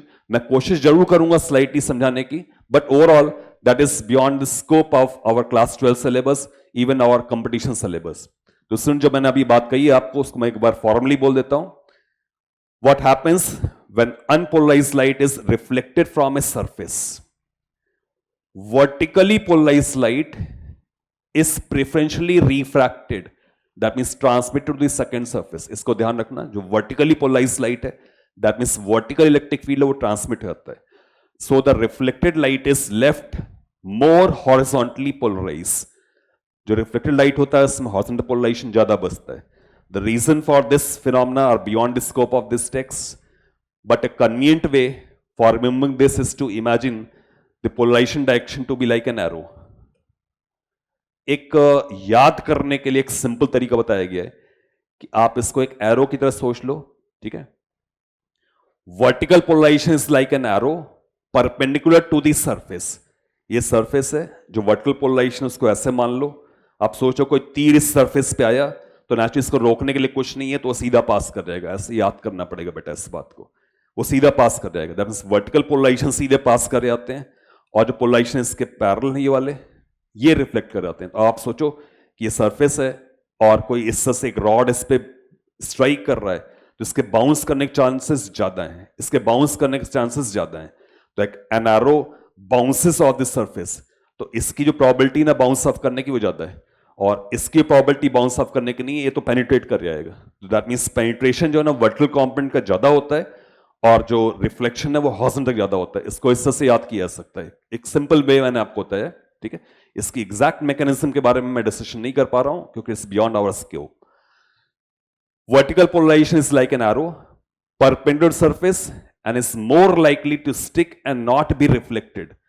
Horizontal polarization is like an arrow bouncing on its side and is more likely to be reflected. Sunglasses with vertical axis thus block more reflected light than unpolarized light from the other sources. बेटा इस बात को ध्यान रखना, जो sun glasses हैं, sun glasses की जो पोलराइजेशन एक्सिस होती है वो वर्टिकल होती है. तो किसी सरफेस से क्योंकि हॉरिजॉन्टल कंपोनेंट प्रीडोमिनेंटली रिफ्लेक्ट हो रहा है, तो जब आप सन ग्लासेस लगा रहे हो तो अगर उसकी मैं ट्रांसमिशन एक्सिस अगर मैं वर्टिकल कर दूंगा तो नेचुरली हॉरिजॉन्टल लाइट को ब्लॉक कर देगा। ये बात मैंने पहले भी आपको बोली थी, अभी मैं दोबारा बोल रहा हूं कि सन ग्लासेस की जो पोलराइजेशन एक्सिस होती है, ट्रांसमिशन एक्सिस होती है, वो वर्टिकल होती है, इसीलिए वो हॉरिजॉन्टली रिफ्लेक्टेड लाइट को वो इनफैक्ट पास ट्रांसमिट नहीं होने देता, क्योंकि ट्रांसमिशन एक्सिस वर्टिकल है, रिफ्लेक्टेड लाइट में डोमिनेटिंग है, ये उससे ट्रांसमिट नहीं हो पाएगा। तो students, it was an important information, इसको आपको ध्यान रखना है। तो अभी आपको ये बताया गया है कि कोई सरफेस है, उस सरफेस पर जब इंसिडेंट हो रहा है अनपोलराइज्ड लाइट का, तो उस अनपोलराइज्ड लाइट को आप दो कंपोनेंट्स में, उसके इलेक्ट्रिक फील्ड को आप दो कंपोनेंट्स में डिवाइड कर सकते हो। एक कंपोनेंट आप ले सकते हो which is parallel to surface, और एक कंपोनेंट आप ले सकते हो which is perpendicular to surface. जब वो ट्रांसमिशन होगा तो ट्रांसमिशन में बात सिंपल सी बताई जा रही है कि जो रिफ्लेक्टेड लाइट है it is partially polarised perpendicular to surface, perpendicular to surface वाला कंपोनेंट ज्यादा है, और जो रिफ्लेक्टेड लाइट है, reflected light is partially polarised parallel to surface. इसको बेटा ध्यान रखना है, इस बात को ध्यान रखना है कि रिफ्लेक्टेड वाले में हॉरिजॉन्टल कंपोनेंट डोमिनेटिंग है और जो ट्रांसमिट वाला है उसमें वर्टिकल कंपोनेंट डोमिनेटिंग है। बट बेटा एक स्पेशल एंगल होता है जिसको ब्रेविस्टर एंगल लेते हैं, कहते हैं। ब्रेविस्टर एंगल एक ऐसा एंगल ऑफ इंसिडेंस है जिसमें लाइट अगर इंसिडेंट हुई और एक ऐसी सिचुएशन बन गई जिसमें कि रिफ्लेक्टेड लाइट और ट्रांसमिटेड लाइट अगर एक दूसरे के परपेंडिकुलर हो गई, अगर ये परपेंडिकुलर हो गई, तो उस वक्त जो रिफ्लेक्टेड लाइट होती है वो सिर्फ हॉरिजॉन्टल कंपोनेंट कैरी कर रही होती है। दैट मींस ब्रेविस्टर एंगल पर रिफ्लेक्टेड लाइट सिर्फ हॉरिजॉन्टल कंपोनेंट कैरी कर रही होती है, वो एक स्पेशल एंगल होता है और उसकी वैल्यू आप आसानी से निकाल सकते हो। इनफैक्ट जब आपसे मैंने कहा कि this reflected wave and this refracted wave are perpendicular, ठीक है, तो अगर मैं एंगल ऑफ इंसिडेंस को θ1 बोल रहा हूं तो एंगल ऑफ रिफ्लेक्शन भी θ1 है, एंगल ऑफ रिफ्रैक्शन को मैं θ2 बोल रहा हूं, तो दैट मींस आपके पास एक इक्वेशन तो स्नेल्स लॉ से μ1 sin θ1 is equal to μ2 sin θ2, एक इक्वेशन आपके पास ये है स्नेल्स लॉ से।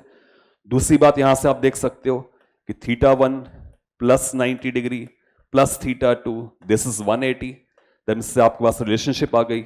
यहां से आप देख सकते हो जो θ2 है वो यहां से 90 माइनस θ1 है, और इसको अगर आप यहां पे सब्स्टिट्यूट कर दें तो you will get μ1 sin θ1 equal to μ2 sin 90 minus θ1 which is cos θ1, यहां से आ जाएगा।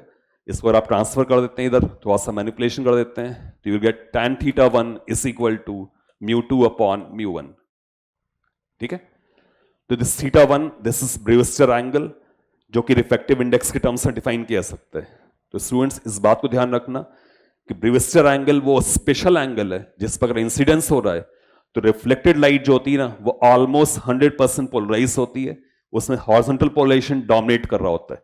बट जो रिफ्लेक्टेड लाइट है वो अभी भी पार्शली पोलराइज होती है, क्योंकि इसमें जो हॉरिजॉन्टल कंपोनेंट होता है साइड टू कैरी ऑन होता है एंड जो वर्टिकल कंपोनेंट होता है वो डोमिनेटिंग होता है। It is also polarise but 100% polarisation इसका नहीं है, बट इसका ऑलमोस्ट 100% पोलराइजेशन है एट ब्रेविस्टर एंगल, ठीक है। तो यही बात आपको एक्सप्लेन की गई है। Unpolarised light has equal amounts of vertical and horizontal polarisation. जो अनपोलराइज्ड लाइट है उसमें ऑलमोस्ट इक्वल अमाउंट्स हैं हॉरिजॉन्टल वर्टिकल पोलराइजेशन का। After interaction with the surface the vertical components are preferentially absorbed और refracted, leaving the reflected light more horizontally polarised. बस यही बात है, इसको मैंने बार बार एम्फेसाइज किया है कि जो रिफ्लेक्शन हो रहा है इसमें हॉरिजॉन्टल पोलराइजेशन डोमिनेट कर रहा है। This is akin to arrows sticking on their sides and bouncing off, whereas arrows striking on their tips go into the surface. बेटा ये ध्यान रखना, arrows striking on their tips go into the surface. जो arrows striking on their tips हैं they pass through, और जो इस तरह के arrows हैं they can bounce off, ठीक है। तो ये याद रखने के लिए कि हॉरिजॉन्टल वाला बाउंस ऑफ कर जाएगा, वर्टिकल वाला पेनिट्रेट कर जाएगा, और उसी के अकॉर्डिंगली यहां पर इलेक्ट्रिक फील्ड्स यहां पर आ रही हैं। फाइनल वर्ड ये भी पोलराइज है बट पार्शियली पोलराइज है। ब्रेविस्टर एंगल पर ये 100% पोलराइज है। डियर स्टूडेंट्स, अब हम बात करने आ रहे हैं ट्रांसमिटेड इंटेंसिटी के बारे में, मालूस लॉ। एक अनपोलराइज्ड लाइट है जो एक पोलराइजर से पास कर रहा है, जिसका ट्रांसमिशन एक्सिस ये है। तो स्टूडेंट्स, आपने लर्न किया था कि जो इलेक्ट्रिक फील्ड वेक्टर्स हैं उसको हम इस डायग्राम के अकॉर्डिंगली, एक कॉम्पोनेंट जो, इसको मैं अभी एक्स एक्सिस बोल लेता हूं, एक कॉम्पोनेंट जो एक्स एक्सिस के पॉपुलर हिस्से से और दूसरा कॉम्पोनेंट हिस्से से, तो इलेक्ट्रिक फील्ड वेक्टर्स को मैं ऐसे डिवाइड कर सकता हूं। ठीक है, तो ये जो कॉम्पोनेंट यहां पे बन रहा है, let's say it to be along y axis, तो जो बाय एक्सिस वाला कॉम्पोनेंट है, since it is popular to transmission axis, तो ये कंप्लीटली ब्लॉक हो जाएगा, और जो component parallel to transmission axis है वो 100% पास कर जाएगा। तो जो पहला जो पोलराइजर होता है उससे जो लाइट इमर्ज कर रही होती है, it is linearly polarised light, और वो ट्रांसमिशन एक्सिस के पैरेलल पोलराइज होती है। अब इसका अगर आप एक और पोलराइजर रख रहे हैं जिसको हम एनालाइजर बोलते हैं, तो अगर मान लो उसकी एक्सिस तुमने इसके परपेंडिकुलर रख दी, तो क्योंकि इसकी एक्सिस के परपेंडिकुलर है और ये जो पोलराइजेशन है वो इस एनालाइजर के पोलराइजिंग एक्सिस के परपेंडिकुलर हो रहा है, तो इसका यहां से there will be no transmission, light will be completely blocked. इसी तरीके से अगर पोलराइजर और एनालाइजर दोनों के एक्सिस पैरेलल हैं, तो जो कॉम्पोनेंट इस एक्सिस के पैरेलल है वो 100% ट्रांसमिशन हो जाएगा। तो ये दो स्पेशल केसेस हैं, एक तो केस ये है कि भाई दोनों के जो ट्रांसमिशन एक्सिस हैं वो पैरेलल हैं, और एक ये कि पॉपुलर है।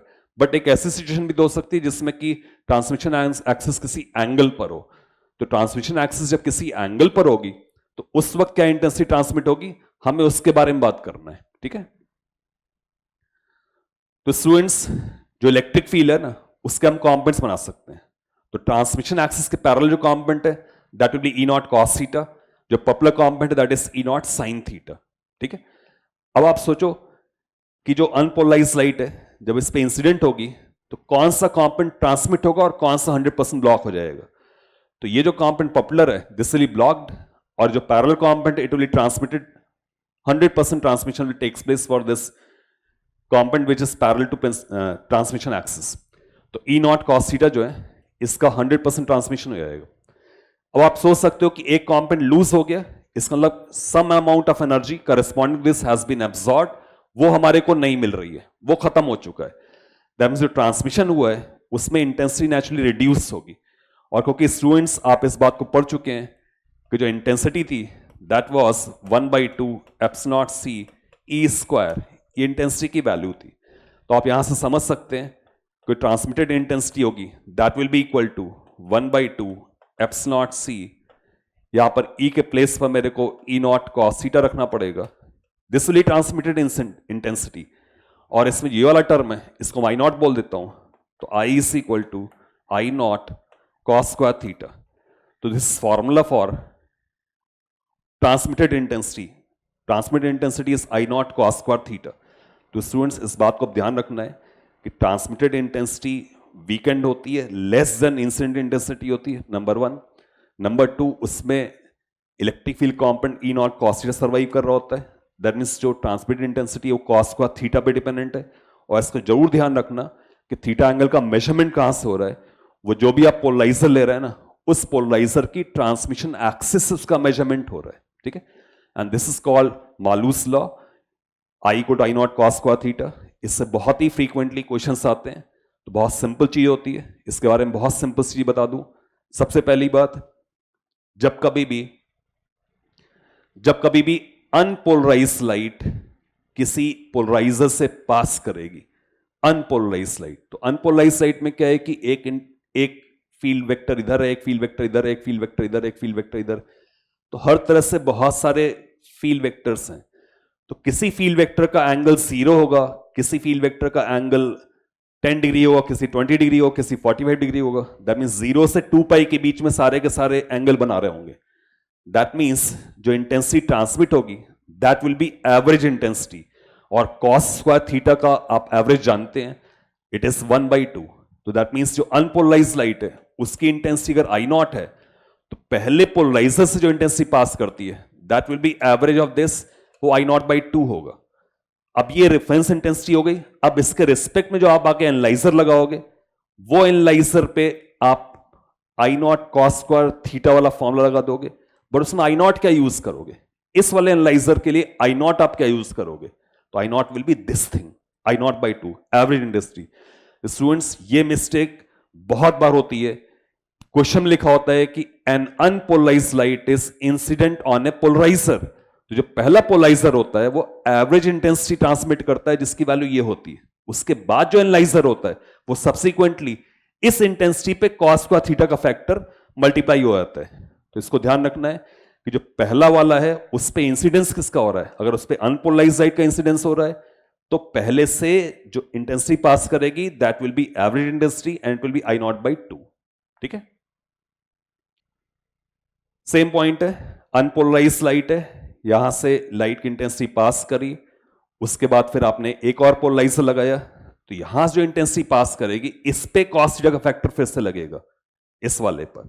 तो जो पहला वाला पोलराइजर होता है अगर इस पे इंटेंसिटी आई नॉट आ रही है तो यहां पे आई नॉट बाई 2 आएगी, और वो जब इससे ट्रांसमिट होगी तो मान लो इसके रिस्पेक्ट में अगर थीटा एंगल पर ये तो इसके लिए reference intensity I not by 2 है, उस पर कॉस का थीटा का फैक्टर मल्टीप्लाई होगा। तो अनपोलराइज्ड लाइट था इसलिए ये सीन है, इस पे जो इंसिडेंस हो रहा है वो पोलराइज्ड लाइट का हो रहा है। दैट्स यहां से जब हम यूज करेंगे तो इस इंटेंसिटी को हमें यूज करना है जो कि एक्चुअली आई नॉट बाई 2 हो चुकी है बाई वर्च्यू ऑफ दिस। ठीक है, ये इंफॉर्मेशन पहले भी मैं दे चुका हूं। अनपोलराइज्ड लाइट ट्रांसमिशन हुआ, ट्रांसमिशन एक्सिस के पैरेलल, अब आप देख सकते हो इसकी एक्सिस क्रॉस्ड है तो उधर कितनी लाइट आएगी, तो हम अपनी बात ये हो चुकी है वो 0 आएगी। एक जस्ट फॉर रेफरेंस एक छोटा सा न्यूमेरिकल ले लेते हैं। मान लो अनपोलराइज्ड लाइट आ रही है, अनपोलराइज्ड लाइट पोलराइजर से पास हुई, जब पोलराइजर से पास हुई तो ये उसकी ट्रांसमिशन एक्सिस है। अब इस ट्रांसमिशन एक्सिस के पैरेलल हमारे पास पोलराइजेशन आएगा और जो इंटेंसिटी आएगी उसकी वैल्यू आई नॉट बाई 2 हो चुकी होगी, that will be I not by 2। अब हमारे पास एक वेव है जिसका पोलराइजेशन वर्टिकल एक्सिस 30 डिग्री पर है, वर्टिकल एक्सिस 30 डिग्री पर। अब उसके सामने तुमने एक एनालाइजर रख दिया है, वो एनालाइजर इस 30 से 45 डिग्री पर है, दैट मीन्स इसकी ट्रांसमिशन एक्सिस से 15 डिग्री पर है, इसकी ट्रांसमिशन एक्सिस से 15 डिग्री पर। दैट मीन्स अब जो यहां से इंटेंसिटी क्रॉस करेगी that will be given by I not by 2 cos square 15 degree, यहां से कॉस स्क्वायर 15 डिग्री। फिर आप देखो इसके बाद यहां से इसके सामने जो हमारे पास एक और फिर एनालाइजर आ रहा है, उसकी ट्रांसमिशन एक्सिस इससे 45 डिग्री पर है, तो let's say it to be I1, let's say it to be I1। तो यहां से जो इंटेंसिटी आ रही है वो इससे से, अब इसके रिस्पेक्ट में ये फिर से 45 डिग्री पर है, इससे वापस जो इंटेंसिटी बाहर आएगी that will be given by I1, this I1 multiplied by, अब इसके रिस्पेक्ट में दूसरे वाले इसकी ट्रांसमिशन एक्सिस कितने एंगल पर है, वो 45 डिग्री के एंगल पर। तो this is the intensity that finally passes out from this. Students, मैं एक बात को फाइनली सेटल कर रहा हूं, और वो ये फाइनली सेटलमेंट ये है कि अनपोलराइज्ड लाइट से जब आप इसको पोलराइजर्स पास करोगे तो पहली बात इंटेंसिटी आई नॉट बाई 2 हो जाएगा, नंबर 1। अनपोलराइज्ड लाइट पास करेगा आई नॉट बाई 2 हो जाएगा, नंबर 1। उसका पोलराइजेशन किधर होगा, जिधर इसकी पोलराइजेशन एक्सिस होगी। अब इसके रिस्पेक्ट में अगले का एंगल देखेंगे, उसके रिस्पेक्ट में अगले का एंगल देखेंगे। ठीक है, तो हर बार आई नॉट कॉस का थीटा वाला जो फॉर्मूला है वो हर बार हम अप्लाई करते चले आएंगे। ठीक है, ये सिंपल सी ट्रिक है, इस पे कई बार न्यूमेरिकल्स आते हैं और स्टूडेंट के यूजुअली जो प्रॉब्लम्स हैं, जो सोर्स ऑफ नेगेटिव मार्किंग वो यही है, वो भूल जाते हैं कि पहला वाला आई नॉट बाई 2 कर रहा है अनपोलराइज्ड लाइट को। ठीक है, नेक्स्ट, अब ये वर्टिकली पोलराइज्ड इंसिडेंट लाइट है, ये ऑलरेडी पोलराइज है, इसकी इंटेंसिटी को मैं आई नॉट बोल रहा हूं, ये ऑलरेडी पोलराइज्ड है। अब जब ये इससे ट्रांसमिट होगा तो इस एक्सिस के पैरेलल जो पोलराइजेशन आएगा और इसकी वैल्यू होगी आई नॉट कॉस स्क्वायर 45। अब इसके बाद जो दूसरा पोलराइजर है उसकी ट्रांसमिशन एक्सिस एग्जैक्टली इसके पैरेलल है, तो यही पोलराइजेशन वापस ट्रांसमिट हो जाएगा, दैट मींस जो ट्रांसमिटेड इंटेंसिटी है उसकी वैल्यू हो जाएगी। फिर नेक्स्ट डायग्राम आप देख रहे हो कि ये वर्टिकली पोलराइज्ड लाइट है, ये ट्रांसमिट होगा, तो ट्रांसमिट होगा तो इस डायरेक्शन का इसमें पोलराइजेशन बचेगा, तो इससे 45 डिग्री पर है, तो यहां पे मैं इसको I1 बोल देता हूं, तो this I1 will be I not cos square 45।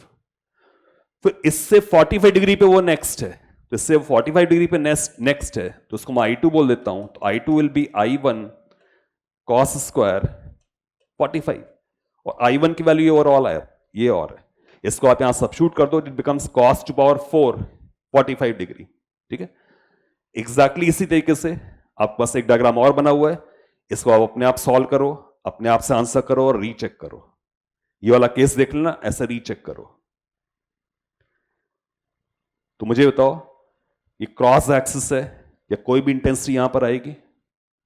Zero. यहां पर इंटेंसिटी आएगी जीरो, उसका कोई रोल ही नहीं है, वो लाइट रिसीव ही नहीं कर रहा है, देयर नो ट्रांसमिटेड लाइट, क्योंकि पोलराइजेशन जो है उसके परपेंडिकुलर ट्रांसमिशन एक्सिस है, तो क्या ये अलाउ करेगा? It will not allow. तो दैट मीन्स इसके बाद कोई इंटेंसिटी ट्रांसमिट ही नहीं हो रही है, तो दैट मीन्स यहां पर इस एंड पर देयर इज नो ट्रांसमिशन। ठीक है, अब स्टूडेंट्स जब भी एग्जामिनर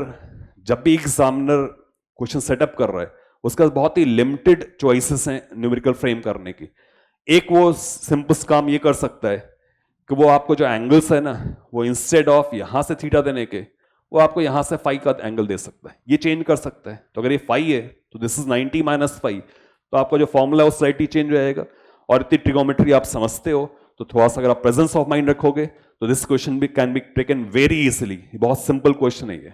डियर स्टूडेंट्स, नेक्स्ट मैं आपको एक बहुत ही इंटरेस्टिंग एस्पेक्ट बताने आ रहा हूं कि किस तरह से आप 3D मूवीज को आप कैसे ऑब्जर्व करते हो, किस तरह से आपके पास एक 3 डायमेंशनल पर्सपेक्टिव आता है इन अ मूवी, जिसको हम स्टीरियोस्कोपिक विजन भी बोलते हैं।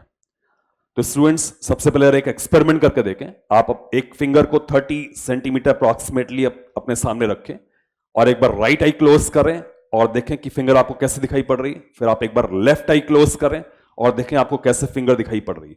आप ये ऑब्जर्व करोगे कि जब आप एक आई क्लोज कर रहे हो तो आपको shift in position of your finger appear होगा। सिमिलरली जब आप लेफ्ट आई क्लोज करोगे तो आपको शिफ्ट इन पोजीशन अपीयर होगा। दैट मीन्स हमारे जो आईज हैं वो किसी भी ऑब्जेक्ट के दो डिफरेंट पर्सपेक्टिव्स देखते हैं। इनफैक्ट जो लेफ्ट आई होती है वो लेफ्ट पार्ट ज्यादा देख रही होती है, और जो राइट आई होती है वो राइट पार्ट को ज्यादा देख रही होती है। दैट मीन्स हमारे दोनों आईज किसी भी ऑब्जेक्ट को दो डिफरेंट पर्सपेक्टिव देख रहे होते हैं और दो स्लाइटली सेपरेटेड इमेज देख रहे होते हैं। हमारा जो ब्रेन है उन स्लाइटली सेपरेटेड इमेजेस को इनफैक्ट सुपरपोज करता है, और जब उसको सुपरपोज करता है तो इस प्रोसेस हमारे को एक 3D व्यू मिलता है, जिसको हम स्टीरियोस्कोपिक विजन बोलते हैं। तो स्टूडेंट्स, यही काम एक 3D मूवी में हमें करना पड़ता है। दैट मीन्स हम एक ऐसा कैमरा डिजाइन करें जिसमें दो डिफरेंट लेंसेज हों। तो आपने एक कैमरा लिया जिसमें दो डिफरेंट लेंसेज हैं, और वो जो डिफरेंट लेंसेज हैं वो एग्जैक्टली वैसे ही पोजीशन है, उतनी ही एवरेज डिस्टेंस से पोजीशनड है जितनी कि एक ह्यूमन आई होती है। तो अप्रॉक्सीमेटली आप मान लें 6 to 7 सेंटीमीटर का गैप मान लें। तो एक कैमरा है जिसके दो लेंसेज हैं, और वो दोनों लेंसेज जो हैं एक सर्टेन डिस्टेंस अपार्ट हैं, जो एवरेज ह्यूमन आई सेपरेशन होता है उतने डिस्टेंस अपार्ट हैं। अब वो दोनों साइमल्टेनियसली फंक्शन कर रहे हैं। वो दोनों कैमरों से साइमल्टेनियसली हमने कोई एक फोटोग्राफ ली है। तो हमने साइमल्टेनियसली फोटोग्राफ ली तो दोनों कैमरे दो डिफरेंट पर्सपेक्टिव्स रिकॉर्ड करेंगे। दैट मींस हमारे पास जो इनफैक्ट जो हमारे पास उसका जो पिक्चर आएगा उसमें दो डिफरेंट पर्सपेक्टिव्स मौजूद होंगे, और वो वैसे ही होंगे जैसे कि एक ह्यूमन आई देखता है। अब हमारा नेक्स्ट एफर्ट ये होगा कि उसको हम किस तरह से वापस कंबाइन कर देते हैं, किस तरह से वो वापस कंबाइन किया जा सकता है। अब उसको वापस कंबाइन करने के लिए उसको हम एक प्रोजेक्टर से एक स्क्रीन पर प्रोजेक्ट करेंगे। जब प्रोजेक्टर से स्क्रीन पर प्रोजेक्ट करेंगे तो वो प्रोजेक्टर भी स्पेशल प्रोजेक्टर है, उसमें भी दो डिफरेंट लेंसेज हैं। उससे जब स्क्रीन पर प्रोजेक्शन होगा तो एक जो प्रोजेक्शन लेंस है वो एक आई का प्रोजेक्शन दे रहा होगा, दैट मीन्स एक इमेज बना रहा होगा, और जो दूसरा जो लेंस है वो दूसरा प्रोजेक्शन बना रहा होगा। That means on the screen there will be two images जो कि स्लाइटली सेपरेटेड होंगी, जैसा कि हमारी इंडिविजुअल आईज जो इमेजेस बना रही होती हैं वो सामने स्क्रीन पर प्रोजेक्ट हो जाएगा। अब उस प्रोजेक्शन टाइम में क्या होगा कि हमारा एक जो लेंस है वो लेंस मान ली हॉरिजॉन्टली पोलराइज्ड लाइट में डोमिनेटिंग है, तो जो दूसरा लेंस है ना वो वर्टिकली पोलराइज्ड लाइट में डोमिनेटिंग होगा। दैट मींस जो उस लेंस से ऑन स्क्रीन प्रोजेक्शन हो रहा है और वहां से लाइट रिफ्लेक्ट होकर आ रही है वो दो डिफरेंट पोलराइजेशंस कैरी कर रही है। एक इमेज में हॉरिजॉन्टल पोलराइजेशन डोमिनेटिंग है और दूसरे इमेज में वर्टिकल पोलराइजेशन डोमिनेटिंग है। दैट मींस अब आपके आईज के पास दो डिफरेंट पोलराइजेशन के इनफैक्ट रिफ्लेक्टेड लाइट्स आ रहे हैं, दो डिफरेंट पोलराइजेशंस के रिफ्लेक्टेड इलेक्ट्रोमैग्नेटिक वेव्स आ रहे हैं। अब वो जो रिफ्लेक्टेड इलेक्ट्रोमैग्नेटिक वेव्स आ रहे हैं वो जब आपके आई पर एंटर करेंगे तो आपके आई में कैपेबिलिटी होनी चाहिए कि उसको हम डिफरेंशिएट कर लें। अब वो कैसे डिफरेंशिएट कर पाएंगे? तो उसके लिए हम क्या कर रहे हैं कि एक ऐसा हम उसको ग्लासेस लगा दे रहे हैं जिसमें कि एक पार्ट हॉरिजॉन्टली पोलराइज्ड हो और दूसरा पार्ट वर्टिकली पोलराइज्ड हो। तो मान लो ये राइट पार्ट मान लो वर्टिकली पोलराइज्ड है, तो ये प्रीडोमिनेंटली जो वर्टिकली पोलराइज्ड इमेज होगी उसको देख रहा होगा, और जो दूसरा पार्ट है ना वो प्रीडोमिनेंटली हॉरिजॉन्टली पोलराइज्ड को देख रहा होगा। दैट सिंपल सी बात है कि मान लो आपने जो स्क्रीन पर जो इमेज आपने प्रोजेक्ट की है, मान लो लेफ्ट आई के करेस्पॉन्डिंग मान लो हॉरिजॉन्टल पोलराइजेशन है और राइट आई के करेस्पॉन्डिंग मान लो वर्टिकल पोलराइजेशन है, तो वही हमें रिसीव करना पड़ेगा। तो उसी के अकॉर्डिंगली हमारे को ग्लासेस बनाने पड़ेंगे। तो स्टूडेंट ओवरऑल प्रोसेस ये हुई। ओवरऑल मैं प्रोसेस फिर से रिपीट कर दूं। सबसे पहले क्या हुआ कि आपने किसी ऑर्बिट को फिल्म किया विथ 2 डिफरेंट लेंसेज, और जो आपने 2 डिफरेंट लेंसेज से उसको फिल्म किया, तो एक लेंस लेफ्ट आई का पर्सपेक्टिव ले रहा है और दूसरा लेंस राइट आई का पर्सपेक्टिव ले रहा है। फिर उसको आपने प्रोजेक्ट भी एक ऐसे स्पेशल प्रोजेक्टर से किया जो कि 2 डिफरेंट लेंसेज रख रहा है। तो उसका एक लेंस लेफ्ट आई का पर्सपेक्टिव दे रहा है और एक लेंस राइट आई का पर्सपेक्टिव दे रहा है। फिर हमने क्या किया, ये जो 2 डिफरेंट लेंसेज जो प्रोजेक्शन ऑन टू स्क्रीन हो रहा है ना, उसको भी हमने 2 डिफरेंट पोलराइजेशंस दे लिए। दैट मींस एक इमेज हॉरिजॉन्टल पोलराइजेशन अगर कैरी कर रही है तो दूसरी जो है वो वर्टिकल पोलराइजेशन कैरी कर रही है। वो रिफ्लेक्ट होकर हमारे आई से पहुंचेगा, तो राइट आई अपने वाला पोलराइजेशन का रिस्पॉन्डिंग इमेज रिसीव करेगा और लेफ्ट वाला अपने पोलराइजेशन का रिस्पॉन्डिंग इमेज रिसीव करेगा, और जो हमारा ब्रेन है उस दोनों को सुपरपोज कर देगा। तो इनफैक्ट हम जब स्क्रीन को देख रहे होंगे तो हमें वैसे ही फील होगा जैसा कि रियल लाइफ में फील होता है। तो स्टूडेंट्स आप सोच सकते हैं कि हम जो टेक्नोलॉजी में हमारा एडवांसमेंट हुआ है उसमें कितनी डीप थिंकिंग इन्वॉल्व हुई है। तो स्टूडेंट्स इस बात को जरा मैं एक बार डायग्राम से आपको एक्सप्लेन कर दूं कि अभी आप देख रहे हैं स्क्रीन पर, आप देख रहे हैं कि एक ब्लर्ड सी इमेज है। तो जो ब्लर्ड सी इमेज है ना, एक्चुअली उस 2 डिफरेंट इमेजेस हैं, 2 डिफरेंट इमेजेस हैं, जिसमें कि एक इमेज लेफ्ट आई का पर्सपेक्टिव दे रही होती है और एक दूसरी इमेज राइट आई का पर्सपेक्टिव दे रही होती है। अब वहां से रिफ्लेक्ट होने के बाद जो वेव्स हमारे पास आ रही होती हैं उसमें 2 डिफरेंट पोलराइजेशंस हैं, और हमारे पास जो ग्लासेस हैं, ग्लासेस में आप देखो जो राइट वाला पार्ट है उसमें देखो किस तरह से मॉलिक्यूलर चेन्स कैसे अरेंज्ड हैं, और जो लेफ्ट वाला पार्ट है उसमें देखो कि किस तरह से अरेंज्ड है। दैट मींस ये वाला पार्ट एक डिफरेंट पर्सपेक्टिव को रिसीव करेगा और ये वाला पार्ट एक डिफरेंट पर्सपेक्टिव को रिसीव करेगा। अब आप ऐसे सोच लो कि जो राइट वाला पार्ट है वो सपोज ब्लू में, आप ऐसे सोच लो कि यहां पे जो ब्लू कलर है वो वर्टिकली पोलराइज्ड लाइट को रिप्रेजेंट कर रहा है और जो रेड कलर है वो हॉरिजॉन्टली पोलराइज्ड लाइट को रिप्रेजेंट कर रहा है। ये दोनों मिक्स होकर के हमारे आईज पे पहुंच रहे हैं।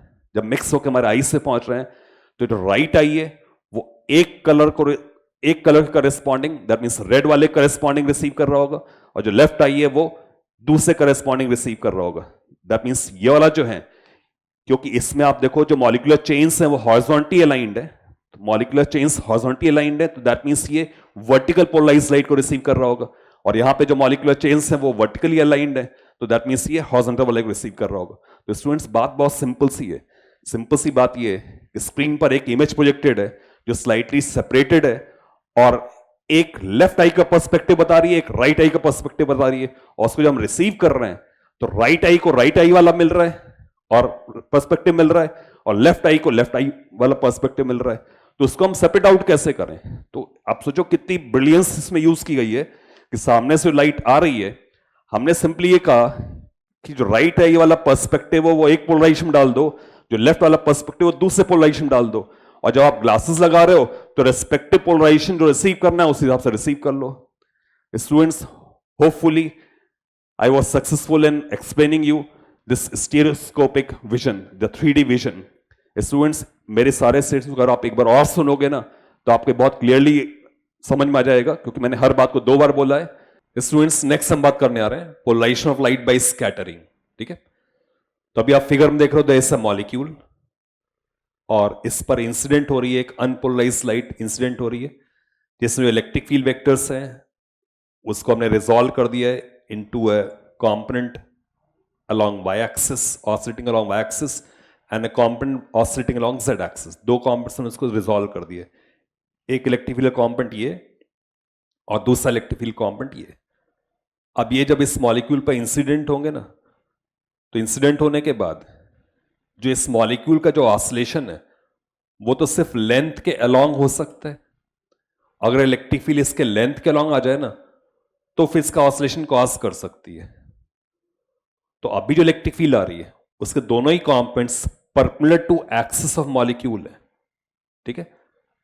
क्योंकि हमने जो लाइट कंस्ट्रक्ट कर रखी है उससे कंपोनेंट्स को हमने वाईजेड प्लेन में रिजॉल्व किए। तो इलेक्ट्रिक फील्ड के दो कंपोनेंट्स वाईजेड प्लेन में, and both of these components are perpendicular to length of the molecule, perpendicular to axis of the molecule, ठीक है। A ray of unpolarized light travels along the x-axis, ऐसे travel कर रही light x-axis के along, striking a dipole oriented with the axis parallel to the x-axis. Dipole moment जो है वो aligned है along x-axis. Because the electric field oscillates in the y-z plane, the dipole is not caused to oscillate. इस situation में dipole का oscillation ही नहीं होगा। इस dipole का oscillation तब होगा जब इलेक्ट्रिक फील्ड ना इसके dipole moment के along हो, तभी होता, अभी नहीं होगा ऑसिलेशन, ठीक है। जो नेक्स्ट सिचुएशन हम देखते हैं, इस नेक्स्ट सिचुएशन में क्या हो रहा है कि अब जो इलेक्ट्रिक फील्ड आ रही है उसके दो कंपोनेंट्स हैं, एक कंपोनेंट ये और एक कंपोनेंट ये। अब आप देख सकते हो ये वाला जो कंपोनेंट है it is parallel to the dipole moment, इसके अलोंग है। तो ये वाला जो कंपोनेंट है उसकी वजह से इस डाइपोल के ऑसिलेशन हो सकते हैं। अब स्टूडेंट यही बात आती है, मैंने आपसे कहा ना कि थिंग्स आर कनेक्टेड। तो हमारा जो इलेक्ट्रोमैग्नेटिक वेव्स जो वीडियो था, जो ऑसिलेटिंग डाइपोल के रेडिएशंस, डाइपोल एंटीना, उसमें मैंने बहुत क्लियरली आपको बताया था कि डाइपोल होता है ना, उसका जो एक्सिस होती है, जिधर उसका एक्सेलेरेशन होता है, तो डाइपोल की एक्सिस के अलोंग रेडिएशन नहीं होता है। इनफैक्ट डाइपोल के एक्सिस के परपेंडिकुलर रेडिएशन होता है, ठीक है। ये हमने आपको बताया था, बहुत ही क्लियरली उस वीडियो में बताया था, उसको आप विजिट कर सकते हो, जिसमें आपको मैकेनिज्म के बारे में बताई गई थी बात। अभी आप चाहो तो उसको ध्यान रख सकते हो, याद कर सकते हो। स्टूडेंट 12 मार्च को वो हमारा वीडियो लॉन्च हुआ था on L career institute channel, उसको आप देख सकते हो, 12 मार्च को आया था। बस मैं वहां से एक इंफॉर्मेशन ले रहा हूं, उसमें मैंने आपको क्लियरली बताया था कि डाइपोल की एक्सिस होती है, इधर एक्सेलेरेशन होता है, उस डायरेक्शन में जो रेडिएशन एमिट होते हैं वो बहुत कम होते हैं, मिनिमाइज्ड होते हैं। जो रेडिएशन एमिट होते हैं वो उसके पॉपुलर डायरेक्शन में एमिट होते हैं। तो नेचुरल सी बात है, इस डाइपोल के पैरेलल यहां पर रेडिएशन एमिट होंगे, बट ऑब्जर्वर इधर नहीं है, ऑब्जर्वर नीचे है। तो नीचे अगर ऑब्जर्वर है तो उसको ये वाला कंपोनेंट रिसीव नहीं हो रहा है, ये कंपोनेंट उसको रिसीव नहीं हो रहा है। और जो इलेक्ट्रिक फील्ड का जो पॉपुलर कंपोनेंट है वो पॉपुलर कंपोनेंट इसका ऑसिलेशन नहीं कर पा रहा है, बट पैरेलल कंपोनेंट ऑसिलेशन कर रहा है और इसके पैरेलल डाइपोल रेडिएट भी करेगा, इधर ये लाइट एमिट भी होगी, पोलराइजेशन इधर ही होगा, बट उधर ऑब्जर्वर नहीं है। ऑब्जर्वर यूजुअली नीचे है, इधर से हम देख रहे हैं इसको, ठीक है। तो सिचुएशन ये है। अब क्या है कि कोई अनपोलराइज्ड लाइट इंसिडेंट हो रही है, ये इलेक्ट्रिक डाइपोल है, फील्ड का जो ये वाला कंपोनेंट है वो इस डाइपोल के ऑसिलेशंस कर सकता है, और जब उसके ऑसिलेशंस करेगा तो उसकी वजह से क्या होगा कि इलेक्ट्रिक फील्ड का जो कंपोनेंट है ये आपके आईज पे पहुंचेगी। यही स्कैटर्ड लाइट है। इनफैक्ट सन से जब लाइट इंसिडेंट होती है मॉलिक्यूल्स पर, तो इस तरह से स्कैटर्ड लाइट हमारे आईज पे पहुंचती है, ठीक है। तो इस बात को हम फॉर्मली देख लेते हैं एक बार। A dipole with it axis parallel to the Y axis is caused to oscillate by incoming light. एक डाइपोल है जिसकी एक्सिस वाई एक्सिस के पैरेलल है, it is caused to oscillate by incoming light. Light is radiated by the dipole primarily into the xz plane. तो light जो यहां से radiate होगी इस डाइपोल के द्वारा, उसके बारे में बोला रहा है कि वो xz प्लेन में रेडिएट होगी, ठीक है। And is that not seen by an observer below. तो जो नीचे ऑब्जर्वर है वो उसको नहीं देख पाएगा, ठीक है।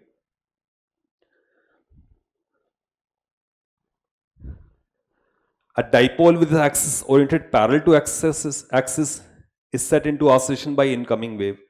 अब ये डाइपोल है, इसका जो ओरिएंटेशन है वो इस z एक्सिस के अलॉन्ग है, इसको हमने ऑसिलेट करा दिया। The oscillating dipole radiates primarily into the yz plane. तो ये है वाईजेड प्लेन, इस वाईजेड प्लेन में इसके ऑसिलेशंस होंगे और ये ऑसिलेशंस आपको रिसीव होंगे। The radiated light is polarised primarily along the Z direction and as seen by an observer below. नीचे जो ऑब्जर्वर होता है उसको देख पाता है। स्टूडेंट्स, अभी थोड़ी देर में इस बात को रिविजिट करता हूं, एक बार और रिविजिट करता हूं इसको मैं, जरा हम इस बात को देख लें। ये इंसिडेंट सनलाइट है, ये इलेक्ट्रिक फील्ड वेक्टर्स हैं, ठीक है। ये इंसिडेंट हुए किसी मॉलिक्यूल पर, तो आपको बताया रहा है कि स्कैटर्ड लाइट जो है ना, वो स्कैटर्ड लाइट ऑब्जर्वर की तरफ आ रही है।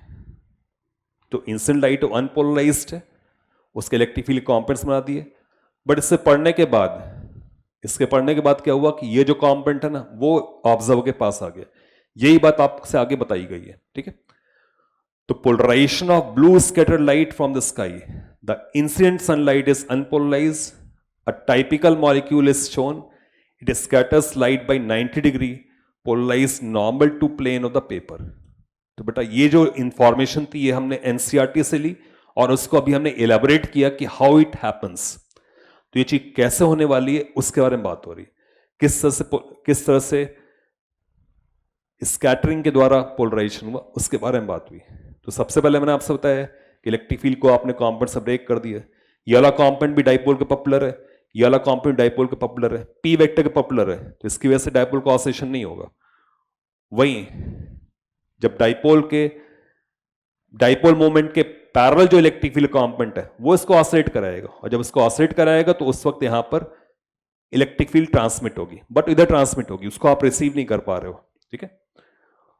और वहीं जब मॉलिक्यूल का ओरिएंटेशन ऐसा है तो ये वाला जो कॉम्पोनेंट है वो उसको ऑसिलेट कराएगा और उसका डाइपोल मोमेंट के पॉपुलर डायरेक्शन में ये फील्ड कॉम्पोनेंट ट्रांसमिट होगा जो कि आपको रिसीव होगा। तो यही स्कैटरिंग के बारे में आपसे बात की गई थी, और आप इसको कोरिलेट कर सकते हो। अब जब आप एनसीईआरटी पढ़ोगे तो एनसीईआरटी में ये सिचुएशन ड्रॉन है, तो यहां से हमने आपको एक्सप्लेन किया कि how light is scattered towards our eye. Scattering of light के बारे में आपसे बात। डियर स्टूडेंट्स, हमने बात करी पोलराइजेशन बाय रिफ्लेक्शन, तो उससे कुछ टेक्निकल पॉइंट्स एक्सप्लेन करने के लिए मैं एक अटेम्प्ट कर रहा हूं। Students, although this a bit complicated at mathematical level, but उसको हम अपनी तरफ से एक कोशिश कर रहे हैं कि आपको समझ में आए कि कैसे इलेक्ट्रिक फील्ड कॉम्पोनेंट्स, कौन से कॉम्पोनेंट रिफ्लेक्ट ज्यादा होते हैं, कौन से ट्रांसमिट ज्यादा होते हैं, इसके बारे में बात करने आ रहा हूं, ठीक है। स्टूडेंट्स, इन पॉइंट्स को नोट जरूर करना, उसको तुम सिर्फ 2 बार रीडिंग कर लोगे ना, तुम्हें सारी बात बहुत अच्छे से समझ में आ जाएगी। The electric field of incident beam of light can be resolved into a component in plane of incidence and a component perpendicular to plane of incidence. तो स्टूडेंट्स, जैसे मान लो ये सरफेस है और ये सरफेस पर ये रे ऑफ लाइट इंसिडेंट हो रही है, दैट मीन्स मान लीजिए कि this is the plane of incidence, इस प्लेन में लाइट इंसिडेंट हो रही है, दिस प्लेन ऑफ इंसिडेंस। जो प्लेन ऑफ इंसिडेंस है उसमें, प्लेन ऑफ इंसिडेंस में ये मैं इलेक्ट्रिक फील्ड का कॉम्पोनेंट ले सकता हूं या मैग्नेटिक फील्ड का कॉम्पोनेंट ले सकता हूं, और एक कॉम्पोनेंट मैं इसके परपेंडिकुलर ले सकता हूं। दैट मीन्स आपने क्या डिसीजन लिया कि देयर इज अ सरफेस, आप इस हॉरिजॉन्टल सरफेस को रिफ्लेक्शन सरफेस मान लो, ठीक है, और इसमें there is a plane of incidence, ये प्लेन ऑफ इंसिडेंस है। तो लाइट की जो इलेक्ट्रिक फील्ड है उसको मैं कंपोनेंट पैरेलल टू सरफेस, जो कि तुम्हें डॉट जैसा दिख रहा है, उधर से तुम्हें डॉट दिख रहा है, a dot and a component perpendicular this surface, ऐसे मैं रिजॉल्व कर सकता हूं। दैट मींस इलेक्ट्रिक फील्ड के 2 कंपोनेंट्स हो गए, एक कंपोनेंट ये हो गया perpendicular to plane of incidence और एक कंपोनेंट होगा that is appearing as a dot, ठीक है। तो एक इलेक्ट्रिक फील्ड कंपोनेंट ये होगा, एक ऐसे मान लो डॉट की तरह जो ऐसे आ रहा है, तो 2 कंपोनेंट्स तुम उसको रिजॉल्व कर सकते हो इलेक्ट्रिक फील्ड को, ठीक है। अब इन दोनों कंपोनेंट्स पे डिफरेंट एक्शन होगा। अब ये इलेक्ट्रिक फील्ड जब किसी सरफेस पे इंसिडेंट होगी तो वहां के जो इलेक्ट्रॉन्स हैं उनके ऑसिलेशन होंगे। तो जो इलेक्ट्रॉन का ऑसिलेशन होगा, तो एक बात आपको ये ध्यान रखना है कि accelerated charges emit electromagnetic waves, but उसमें जो एक्सलेशन की डायरेक्शन होती है ना, जिस डायरेक्शन में चार्ज एक्सलेटेड होता है उस डायरेक्शन में लीस्ट एनर्जी होती है और उसके परपेंडिकुलर डायरेक्शन में मैक्सिमम इंटेंसिटी होती है। ये इलेक्ट्रोमैग्नेटिक वेव के वीडियो मैंने आपको बहुत प्रॉपर्ली एक्सप्लेन किया था कि एक्सलेशन के अलोंग जिधर इलेक्ट्रॉन की एक्सलेशन हो रही है, उस एक्सलेशन की डायरेक्शन में मान लो इलेक्ट्रॉन ऐसे ऑसिलेट कर रहा है, तो इस एक्सलेशन की डायरेक्शन में एनर्जी नहीं होती है। इनफैक्ट इसके पॉपुलर डायरेक्शन में मैक्सिमम एनर्जी आती है। बट पॉपुलर डायरेक्शन जो मैक्सिमम एनर्जी आती है ना, उस इलेक्ट्रोमैग्नेटिक वेव का जो पोलराइजेशन होता है, it is parallel to acceleration. That means जो इलेक्ट्रिक फील्ड होती है ना, वो इस एक्सलेशन के पैरेलल होती है। तो polarisation is parallel to acceleration, but wave propagates perpendicular with maximum intensity, और अलोंग द एक्सलेशन वेव की इंटेंसिटी होती है बहुत कम होती है। दैट मींस सिंपल सी बात है कि अगर आपने समहाउ ये आइडेंटिफाई कर लिया कि इलेक्ट्रॉन का एक्सलेशन किधर हो रहा है, तो उसी एक्सलेशन के parallel polarisation of electric field होगा नंबर 1, और नंबर 2 ट्रांसमिशन ऑफ एनर्जी होगा पॉपुलर डायरेक्शन में। तो पॉपुलर डायरेक्शन में मैक्सिमम इंटेंसिटी होती है और एक्सलेशन के अलोंग मिनिमम इंटेंसिटी होती है। यही थॉट जो है, इसी से हम अपनी आगे की बात करने वाले हैं। What causes reflection and refraction, ठीक है।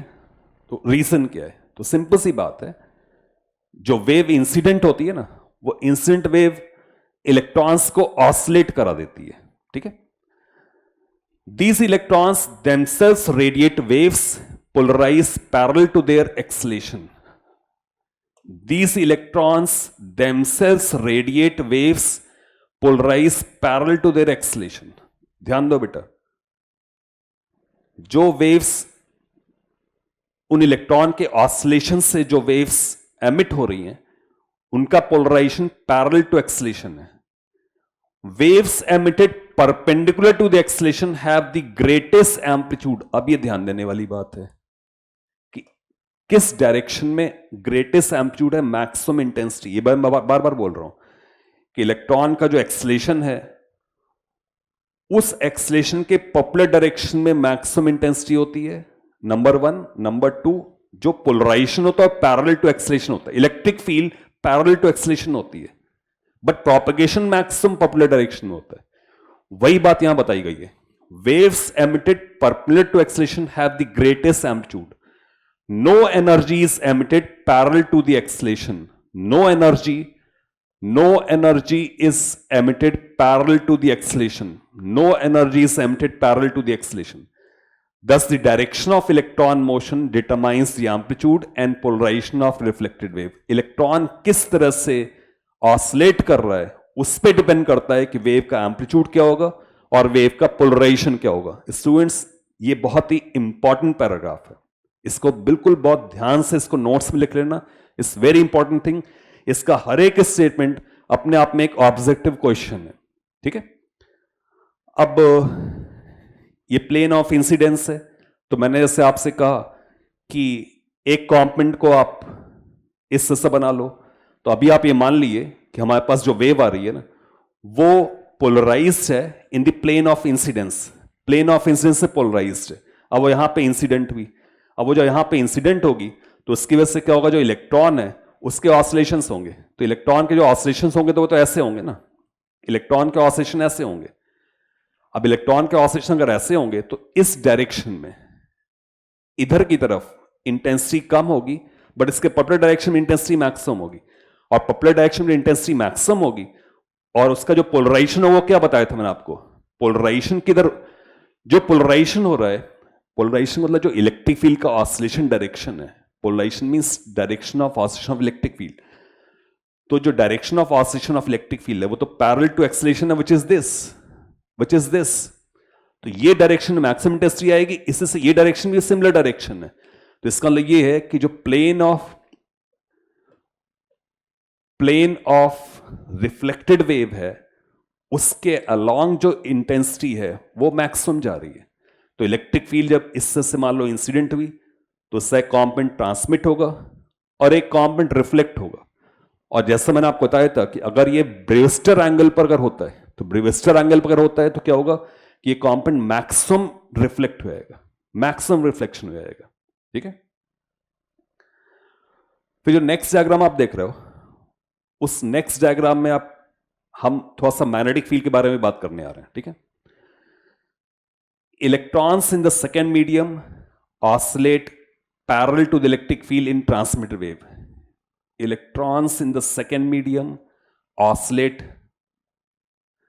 Electrons in the second medium oscillate parallel to electric field in the transmitted wave. ये तो ऑब्वियस सी बात है. इलेक्ट्रॉन फोर्स एक्सपीरियंस कर रहा है, इलेक्ट्रिक फील्ड के द्वारा फोर्स एक्सपीरियंस कर रहा है, तो ट्रांसमिटेड वेव के पैरेलल वो ऑसिलेट करेगा.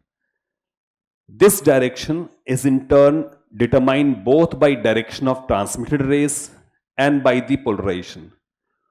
When the incident wave is polarised parallel to surface, electrons oscillate parallel to the surface.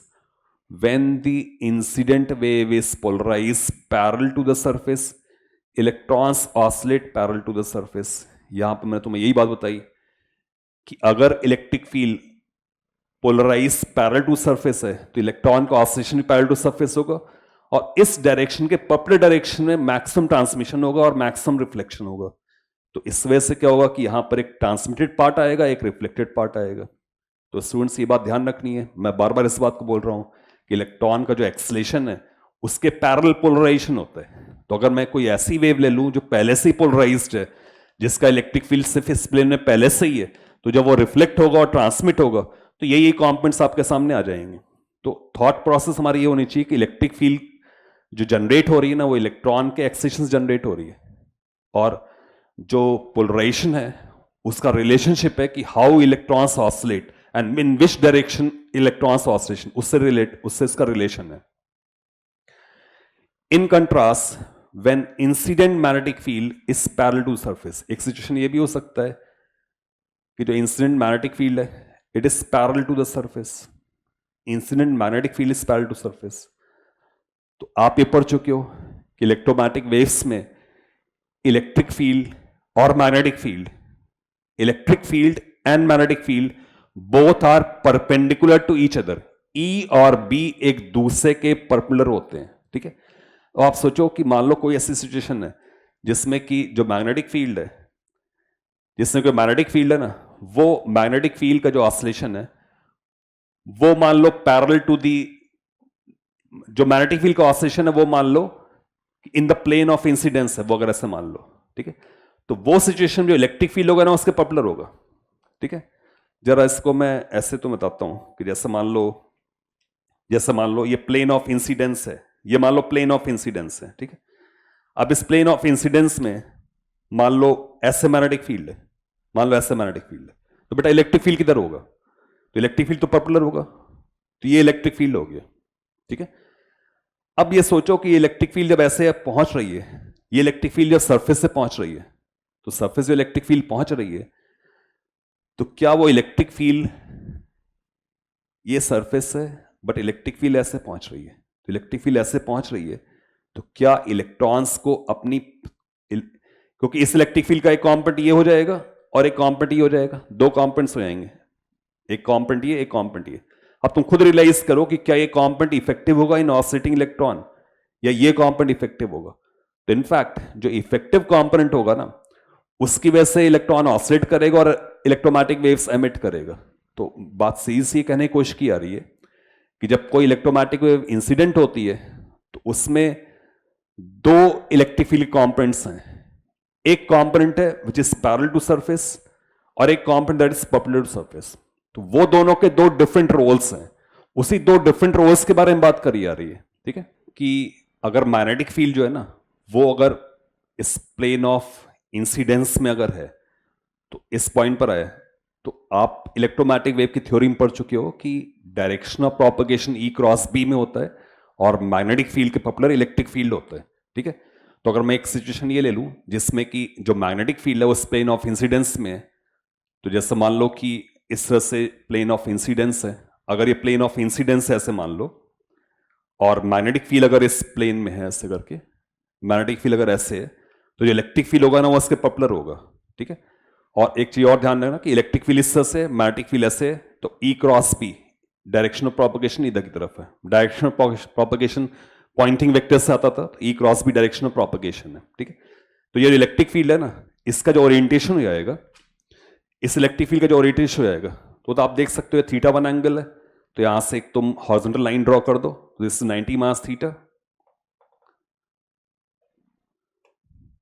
This will 90 minus theta and this angle will be theta 1। That means जो electric field है वो surface से theta 1 angle पर आ जाएगी।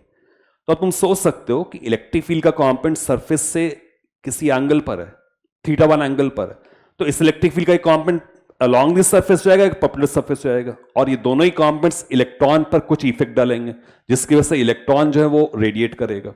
ठीक है, वहीं जो ट्रांसमिटेड वेव है, ट्रांसमिट वेव रिफ्लेक्ट हो रही होती है थीटा 2 पर, तो इन सिमिलर मैनर जो ट्रांसमिट वेव होता है उसका जो इलेक्ट्रिक फील्ड होगा ना वो सरफेस से थीटा 2 एंगल बनाएगा, जैसे ये यहां पे सरफेस थीटा 1 एंगल बना रहा है। तो ओवरऑल स्टूडेंट्स तुम्हें बताने की ये कोशिश की आ रही है कि जब कभी भी कोई इलेक्ट्रोमैग्नेटिक वेव किस सरफेस पे इंसिडेंट होती है तो जो उसका इलेक्ट्रिक फील्ड होता है वो इलेक्ट्रॉन्स को ऑसिलेट करा देता है। ठीक है, अब जो इलेक्ट्रॉन का ऑसिलेशन हो जाएगा तो इलेक्ट्रॉन का जिधर एक्सीलरेशन होगा उस एक्सीलरेशन के पॉपुलर डायरेक्शन में मैक्सिमम इंटेंसिटी चली जाएगी, नंबर 1, और जो पोलराइजेशन प्रोड्यूस होगा इलेक्ट्रिक फील्ड का वो पैरेलल टू एक्सीलरेशन प्रोड्यूस होगा। तो इसी फिनोमेना के through there is a transmitted wave, there is a reflected wave. ठीक है, तो उसी बात को यहां पे एम्फेसाइज किया रहा है कि when the incident magnetic field, when the incident magnetic field is parallel to the surface, incident magnetic field is parallel, दो सिचुएशन है, एक सिचुएशन तो हमने पहले बात करी कि when incident electric field is parallel to surface, हम दूसरी सिचुएशन ले रहे हैं कि when incident magnetic field is parallel to surface तब क्या हो रहा है, हम उसके बारे में बात कर रहे हैं। ठीक है, तो when the incident magnetic field is parallel to surface, the incident electric field makes an angle theta 1 with the surface, वो अपनी बात हो गई, and the electric field in the transmitted wave makes an angle theta 2 with the surface, वो भी अपनी बात हो गई कि इलेक्ट्रिक फील्ड ट्रांसमिट वेव में ऐसे होगी। The electrons in the second medium oscillate parallel to E2 at an angle theta to the surface. The reflected ray makes a small angle phi with the direction of electron accretion, so its amplitude is small. तो बात simple सी है कि जिस situation में जो magnetic field होता है ना, जो मैग्नेटिक फील्ड होता है जब वो पैरेलल टू सरफेस होता है उस वक्त जो इलेक्ट्रिक फील्ड का रोल है वो थोड़ा रेस्ट्रिक्ट हो जाता है। इनफैक्ट जो रिफ्लेक्टेड वेव होती है ना वो बहुत वीक इंटेंसिटी की होती है। वीक इंटेंसिटी इसलिए होती है क्योंकि जो इलेक्ट्रिक फील्ड का कंपोनेंट जो रेडिएट कर रहा होता है वो बहुत कम हो जाता है। दैट मीन्स इस सिचुएशन में जिसमें कि magnetic field parallel to surface है, उस सिचुएशन में जो रिफ्लेक्टेड पार्ट होता है ना उसका एम्पलीट्यूड कम होता है। That means the two different things, एक हुआ कि जो इलेक्ट्रिक फील्ड इंसिडेंट हुई जिस वक्त वो पैरेलल टू सरफेस होती है, रिफ्लेक्टेड वेव में मैक्सिमम इंटेंसिटी आता है, ये ज्यादा से ज्यादा ट्रांसमिट होता है। दूसरी बात ये बोली कि जिस वक्त मैग्नेटिक फील्ड इधर आ रहा है उस वक्त इलेक्ट्रिक फील्ड क्योंकि प्लेन के पॉपुलर है तो इलेक्ट्रिक फील्ड का 100% जो कंपोनेंट है वो इफेक्टिव नहीं है रेडिएशन देने में, उसका सिर्फ एक छोटा सा पार्ट इफेक्टिव रेडिएशन देने में। इस वजह से जो रिफ्लेक्टेड पार्ट होता है वो थोड़ा वीक हो जाता है। तो जिस मोमेंट पर magnetic field parallel to surface होती है उस मोमेंट पर जो रिफ्लेक्टेड वेव होती है थोड़ी सी वीक होती है। बात सिंपल सी बोली आ रही है कि मैग्नेटिक फील्ड जब parallel to the incident plane है उस मोमेंट पर जो रिफ्लेक्शन पार्ट हो रहा है उसमें एक वीक इंटेंसिटी आ रही है, और इसी चीज को हम ट्रांसफॉर्म कर रहे हैं ब्रेविस्टर एंगल में। इसी बात को for one particular incidence angle theta B, जिसको ब्रेविस्टर एंगल बोल रहे हैं, Brewster angle, the refracted and reflected rays are at right angles, वो अपनी बात हो चुकी है। जब राइट एंगल्स पे होते हैं तो एक स्पेशल एंगल है, उस स्पेशल एंगल वाले केस में जो रिफ्लेक्टेड पार्ट होता है उसमें इलेक्ट्रिक फील्ड का जो कंपोनेंट पैरेलल टू सरफेस होता है वो मैक्सिमम ट्रांसमिट हो रहा होता है, तो ये ब्रेविस्टर एंगल पर हो रहा है। ठीक है, अब उसके बारे में थोड़ी सी लॉजिकल बातें बता रहे हैं, what is reason for that. If the incident light is polarised with B parallel to surface, बेटा अब इस स्टेटमेंट को ध्यान रखना कि what happens when magnetic field is parallel to surface, the reflected wave would have to be parallel to the oscillating electron acceleration. समझना इस बात को, the reflected wave would have to be parallel to the oscillating electrons acceleration। ठीक है, अब समझो इस बात को कि मैग्नेटिक फील्ड जिस वक्त इससे से मान लो जैसे बोल रहे हैं, मान लो ऐसा है, मैग्नेटिक फील्ड ऐसा है तो इलेक्ट्रिक फील्ड इसके पॉपुलर होगा। अब इलेक्ट्रिक फील्ड जब इसके पॉपुलर होगा तो क्या उसका 100% पार्ट इलेक्ट्रॉन को इस डायरेक्शन में कुछ ऑसिलेट करा पाएगा क्या इलेक्ट्रॉन को ऐसे एक्सेशन दिला पाएगा क्या?